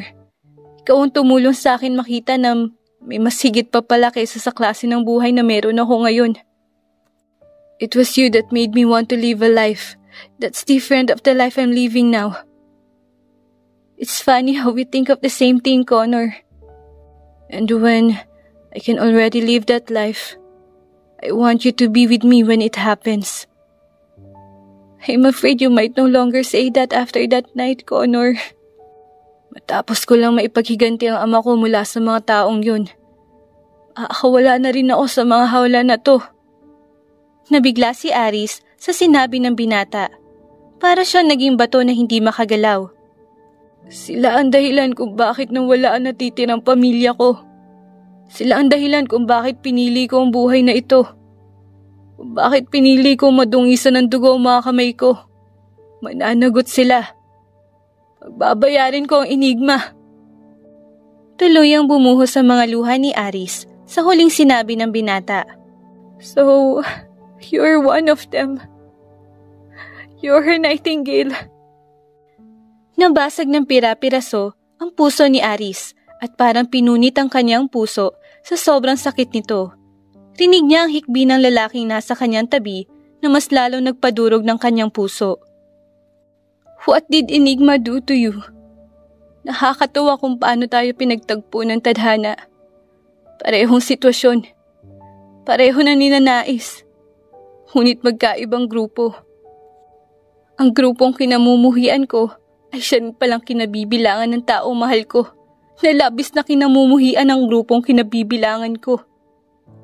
Masakit man ang puso, ay nagawa niya pa ring hawakan ng magkabilang pisngi ng binata at pinaharap ito sa kanya. Gawin mo ang kailangan mong gawin, Connor. Huwag mong hayaan na maging hadlang kung sino man sa matagal mo nang hinahangad. Kahit ako pa yan. Pinilit niyang ngumiti habang sinasabi ito sa binata. Unti-unti ko na tinatanggap ang katotohanan na maaaring ikaw o hindi ang lalaking matagal ko nang hinahanap. Connor Del Mundo. Maaari nga kayang ikaw si Kronos ng Nightingale? Dahil kung ikaw ay hindi ko alam kung paano ko kakayanin. Puno ng hinagpis na wika niya sa sarili. Mahal kita, Aris. Usal ng binata at idinikit nito ang noo sa noo ni Aris. Mas lalong bumuhos ang luha ni Aris sa narinig mula sa lalaki. Sana masabi mo pa rin yan pagkatapos ng lahat. Sana talaga, Connor. Kasi mahal na rin kita, Connor. But why should I expect? I doubt if you can still the same after finding out who I really am. Dahil kahit ang tadhana ay tila hindi sang-ayon sa ipinipintig na ating mga puso. Kung sana hindi na lang niya tayo pinagtagpo pang dalawa. Ama, makakaharap ko na sila. Ipaghihiganti na kita. Mariing saad ng binata habang nakatingin sa larawan nilang dalawa ng kanyang ama. Papa, Promise, dadalhan mo ako ng ice cream pag uwi mo ha? Nakangiting pahayag ng batang lalaki habang nakakandong sa binti ng kanyang ama. Promise, Connor anak.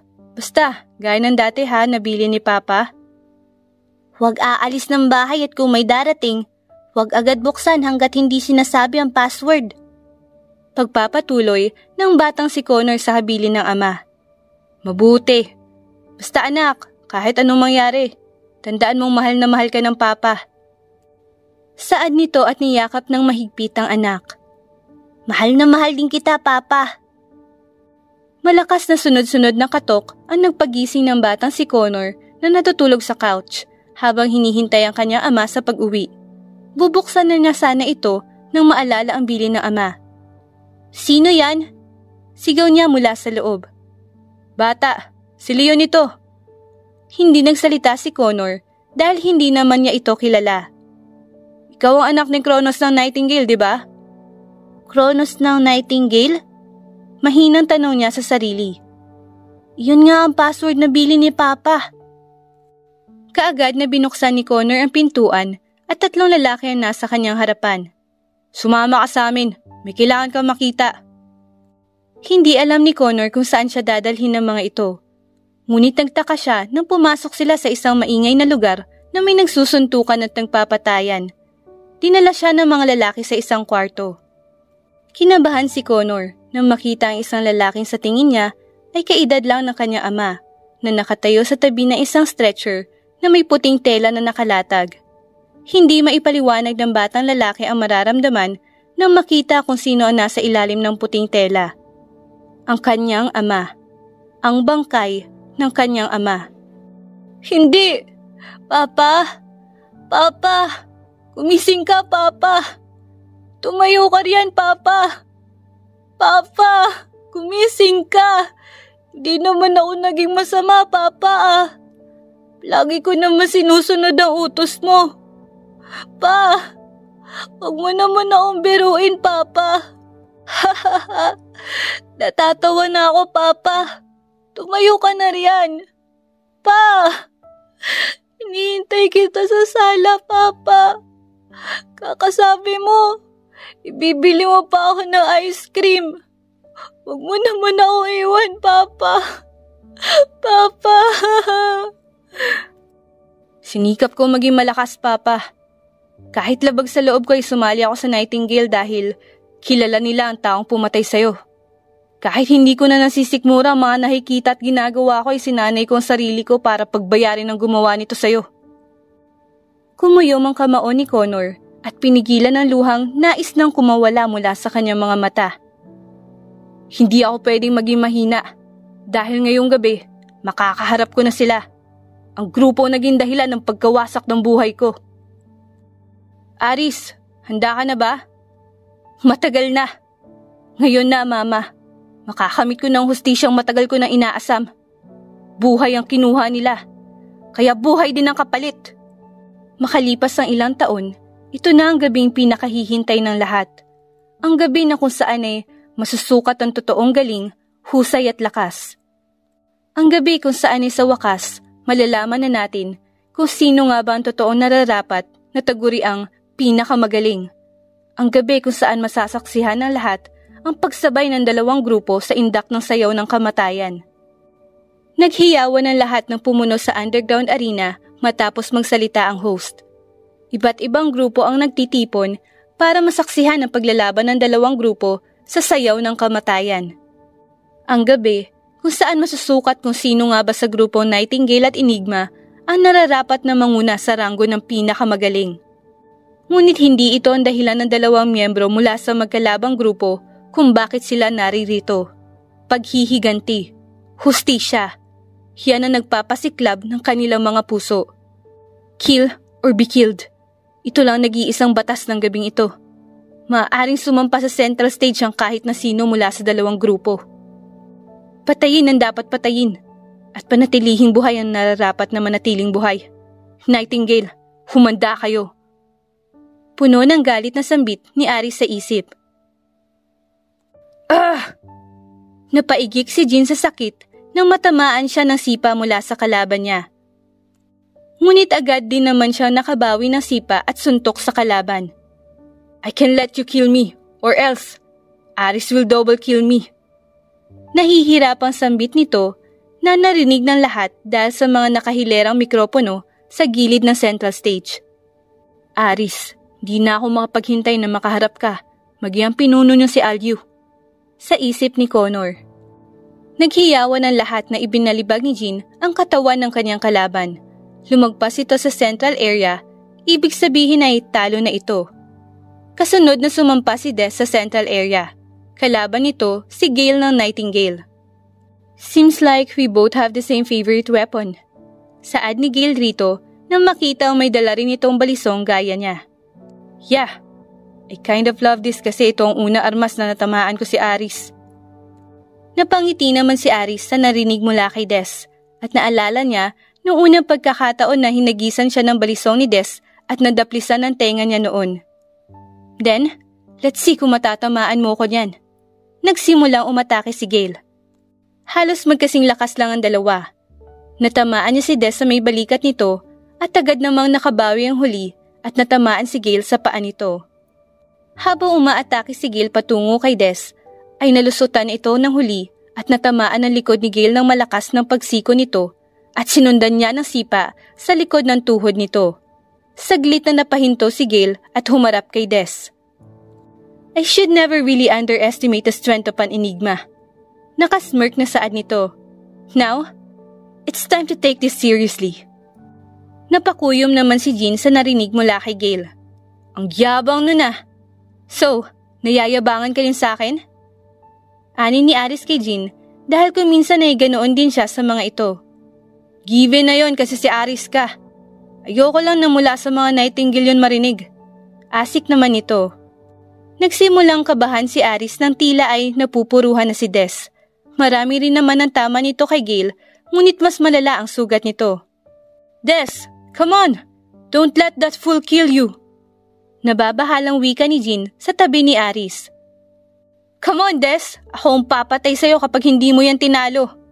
Nakabawi naman si Des at natuhod niya ito sa sikmura at siniko ang likod nito. Humandusay sa sahig si Gale. Ngunit na akmang hihilahin ni Des si Gale ay siya ang nahila nito at napahiga sa sahig. Dinaganan siya nito at napasigaw ang lahat nang sinaksak nito si Des sa kanyang tagiliran. No! Malakas na napasigaw si Aris. Aris!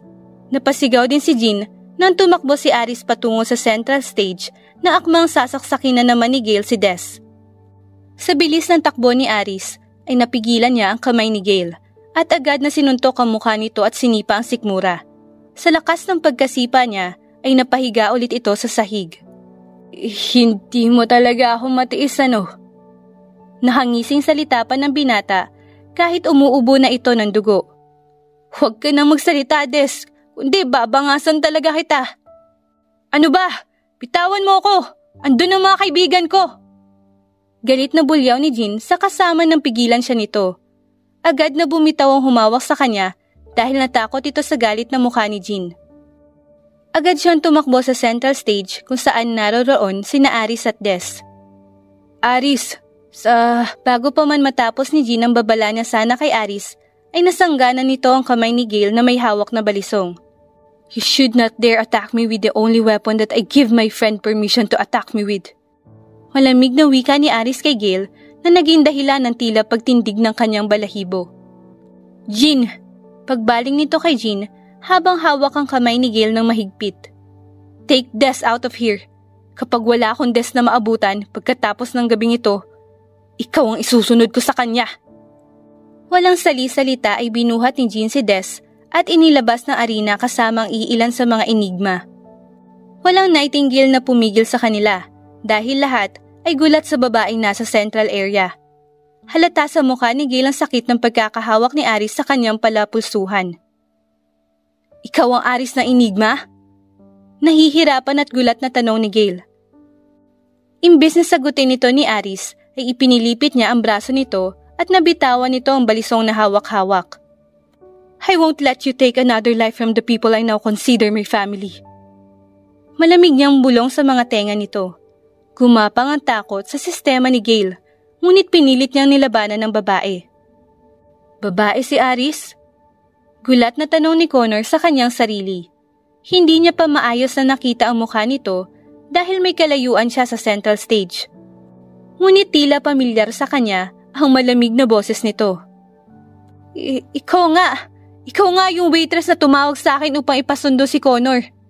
Hiyaw ni Gale kahit nakadikit na ang kanyang mukha sa sahig habang iniipit siya ni Aris gamit ang kanyang paa.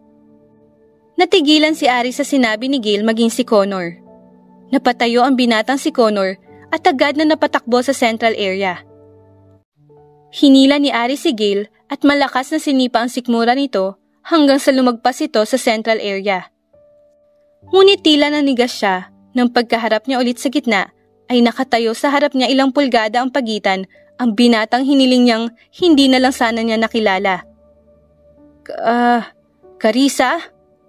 Gulat at may lungkot na tanong ni Connor sa kanya.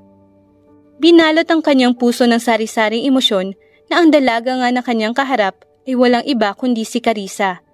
Ang Aris na matagal niyang pinaghandaan na makaharap ay ang babaeng bumihag ng kanyang puso. Ikaw si Aris? Tila hindi pa rin makapaniwalang sambit nito. Ikaw si Kronos. Malamig na sambit ng dalaga kahit pa parang pinipiga ang kanyang puso sa katotohanan sumampal sa kanya na nung nakaraan ay pilit niyang ayaw tanggapin. Paanong? Litong sambit ni Connor o mas kilalang Kronos na Nightingale. Kaya ba napakahusay mong gumamit ng baril?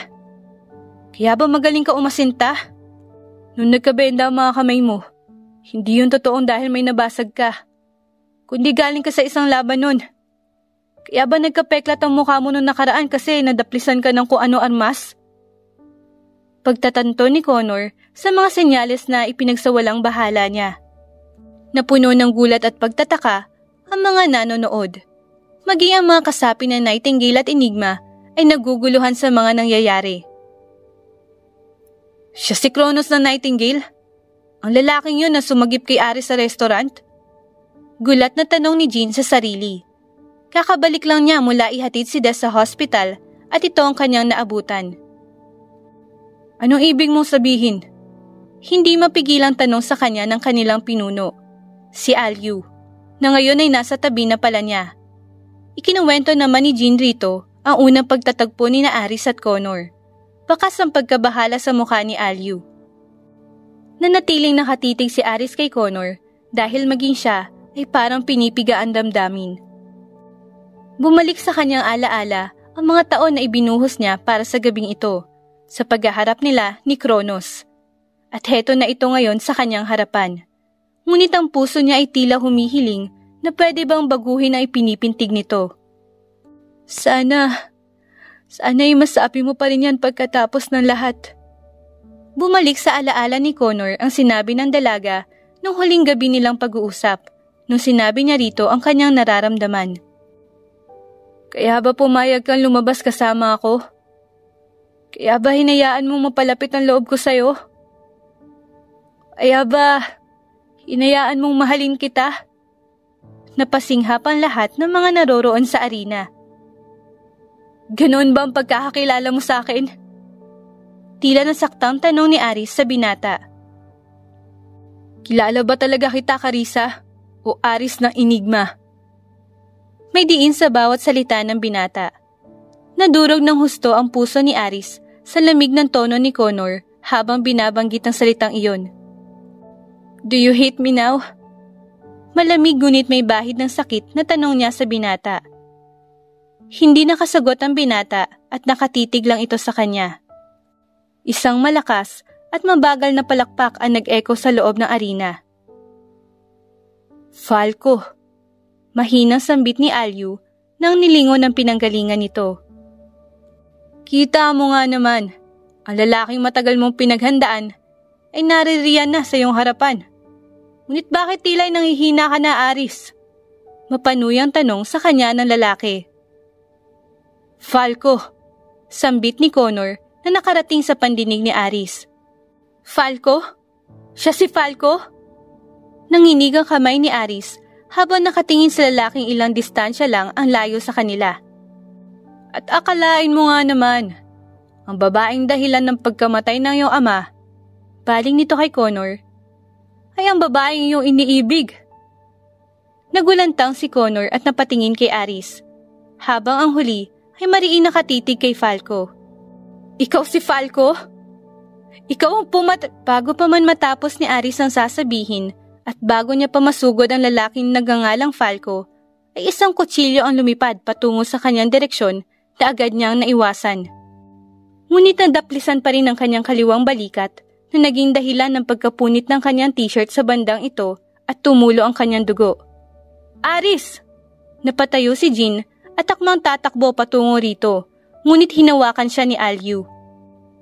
Hindi ko kayang hayaan siya doon. She's in her most vulnerable state right now. Don't underestimate what she can do. Besides, let her decide. Taka namang napatingin si Jean dito. Decide what?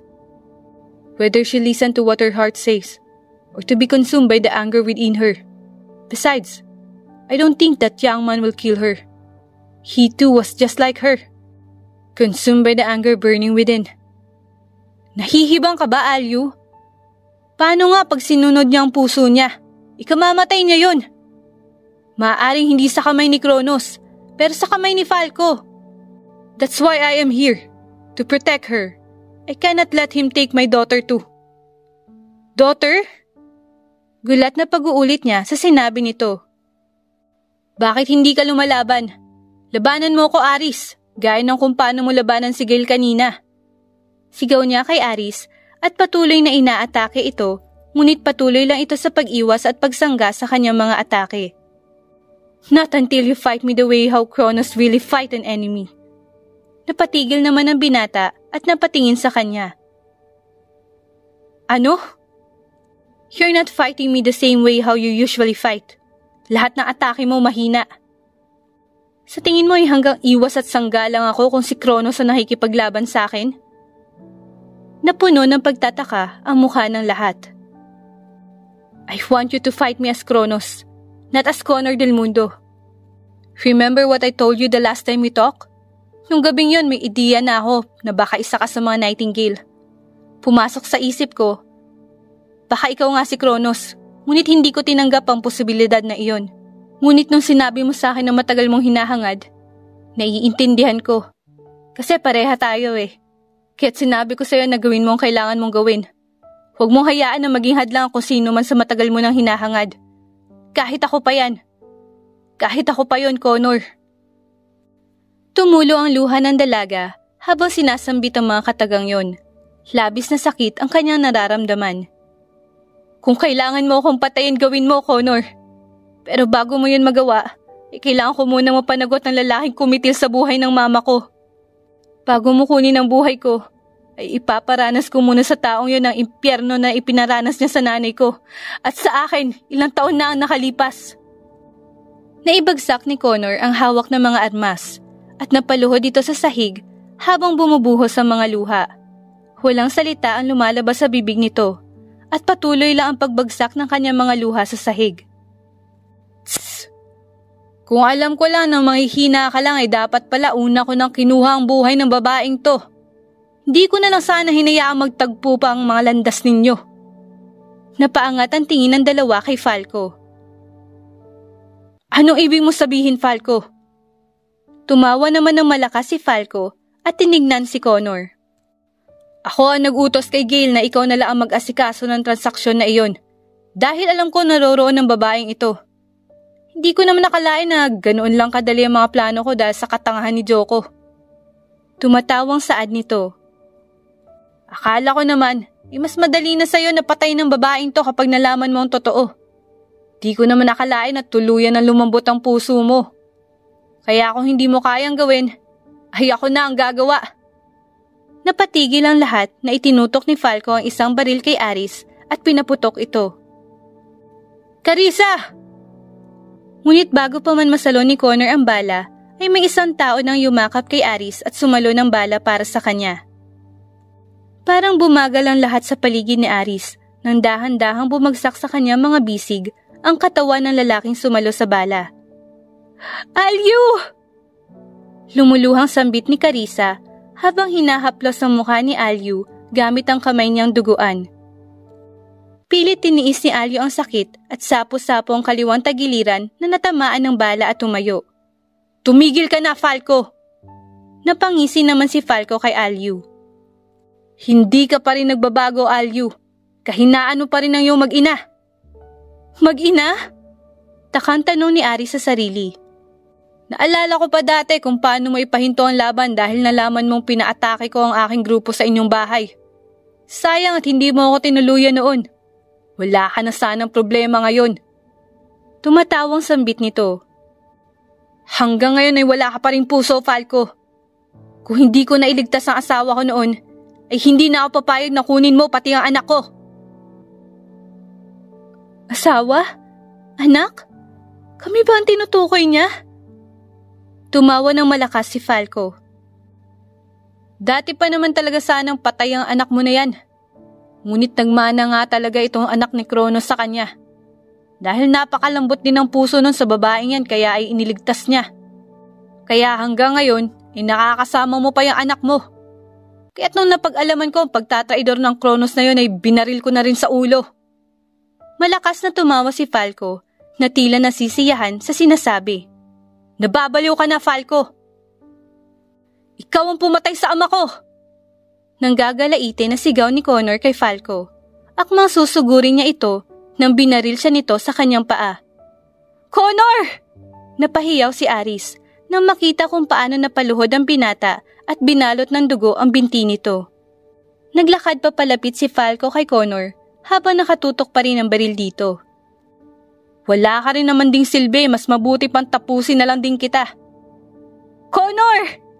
Sambit ng kaibigan niyang si Gale. Aris, wag! Pagpigil ni Alyu kay Aris, nang akmang lalapit ito kay Falco. Hindi ko hahayaan kahit ikaw ay mawala sa akin. Nahihirapang sambit nito. Ngunit tila maging ito ay hindi na naririnig si Aris. This is bad! Nababahalang sambit ni Jean. Pipigilan na sana niya ang dalaga, ngunit nakita niyang bumagsak si Alyu at marami ng dugo ang nawawala rito, kaya minadali niya itong nilapitan at kinarga. Bago pa man tuluyang makalapit sa binata si Falco, ay malakas na sipa ang kanyang natanggap na nagpabitaw sa kanyang pagkakahawak sa baril.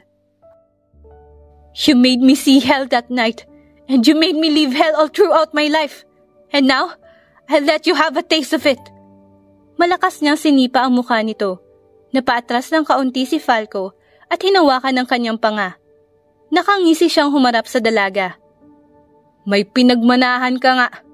Malakas niya itong sinampal.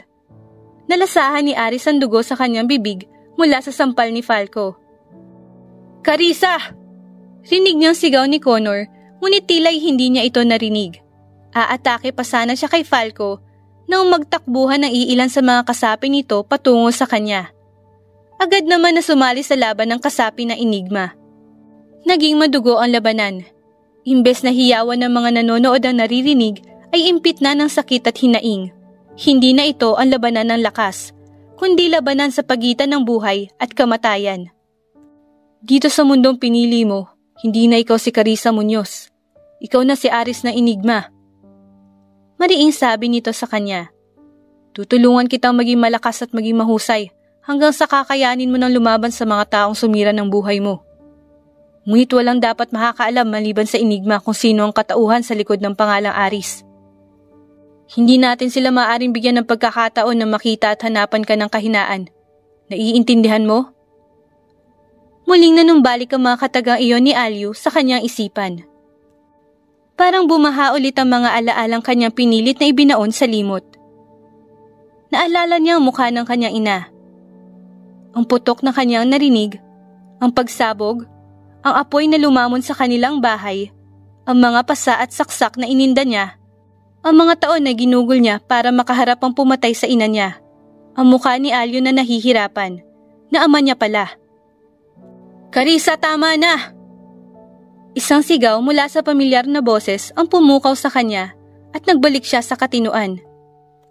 Sa kanya lang napagtanto na nakaluhod na pala siya sa katawan ni Falco at naliligo na ito sa sarili niyang dugo. Nabitawan niya ang punyal na nasa kanyang kamay na ngayon ay tumutulo na ng dugo. Napaatras siya at napatakip ng kanyang bibig.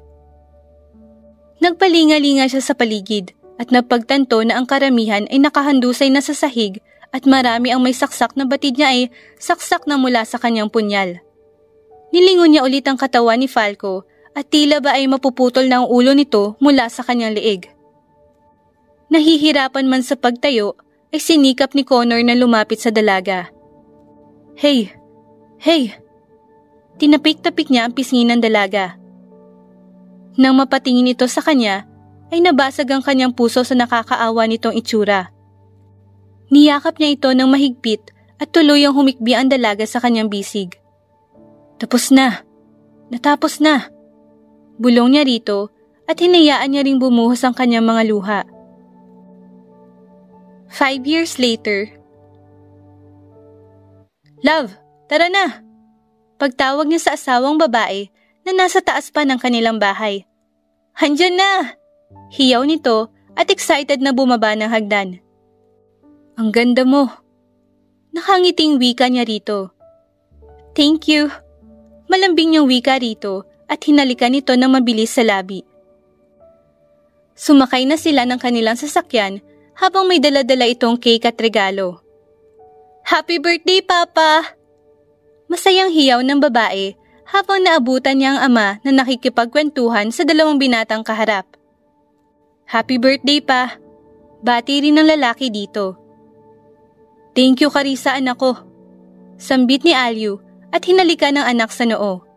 Binalingan din niya ang lalaki at niyakap ito. Maraming salamat din, Connor, anak. Yun o, kumpleto na tayo. Simulan ng party! Masayang wika ng binatang si Jean at kaagad na binuksan ng wine na nasa lamesa. Puro na lang inuman yung nasa isip mo. Tumatawa namang bulyaw ni Des sa kaibigan. Napatingin naman ang lahat nang biglang tumikhim si Carissa. At dahil kumpleto na tayo, may i-a-announce rin ako. Napakunot naman ang noo ng lahat, pati na si Connor. I'm pregnant! Diretsong sambit ni Carissa habang nakangiti. Natigilan ang lahat na tila ba ay pinoproseso pa ang kanyang sinabi. You're pregnant? Tila paninigurado ni Connor at baka ay namali lang siya ng rinig. Masayang tumango ang kanyang asawa. Yes! Yes! Woo! Tatay na ako! Yes! Hindi mapagsidlan ang saya ni Connor at maingat niyang binuhat ang asawa. Maging ang tatlong lalaki ay napatalon din. Magiging ninong na ako! Woo! May inaanak na ako! May tatawag na sa aking lolo! Napatigil ang lahat at napatawa nang huminto sa katatalon si Alyu at umupo ito habang sapo-sapo ang tuhod. Yan kasi kahit gurang na'y nakikibata pa rin. Natatawang biro ni Jean na batok ang inabot mula sa matanda. Napuno ng tawanan at kasiyahan ng hapagkainan. Love, malambing na tawag ni Carissa sa kanyang asawa habang nakapataw ang ulo niya sa dibdib nito. Thank you. Thank you for staying by my side when I was still healing. Thank you for waiting for me all those years. Nakangiti niyang saad rito. Umabot ng 3 taon bago tuluyan naghilom ang mga sugat sa kanilang puso matapos ang gabing iyon. Paulit-ulit na binabangungot si Carissa sa mga pangyayari ng gabing iyon, ngunit hindi umalis si Connor sa tabi nito. You waited for me too. Nakangiting saad ni Connor at maraang hinaplos ang ulo ng asawa. We waited long for each other to fully heal. We stayed beside each other during those times we were at our worst. And it was all worth it. Kahit ibalik man ako sa panahong yun, ay pipiliin ko pa rin na manatili sa tabi ng isa't isa. Kung matapos ang lahat ay mukha mo pa rin na nasa tabi ko mula pagtulog hanggang pagising. Napangiti ang asawa sa sinabi ng lalaki. Now we are about to have our little bundle of joy. I promise to take care of both of you.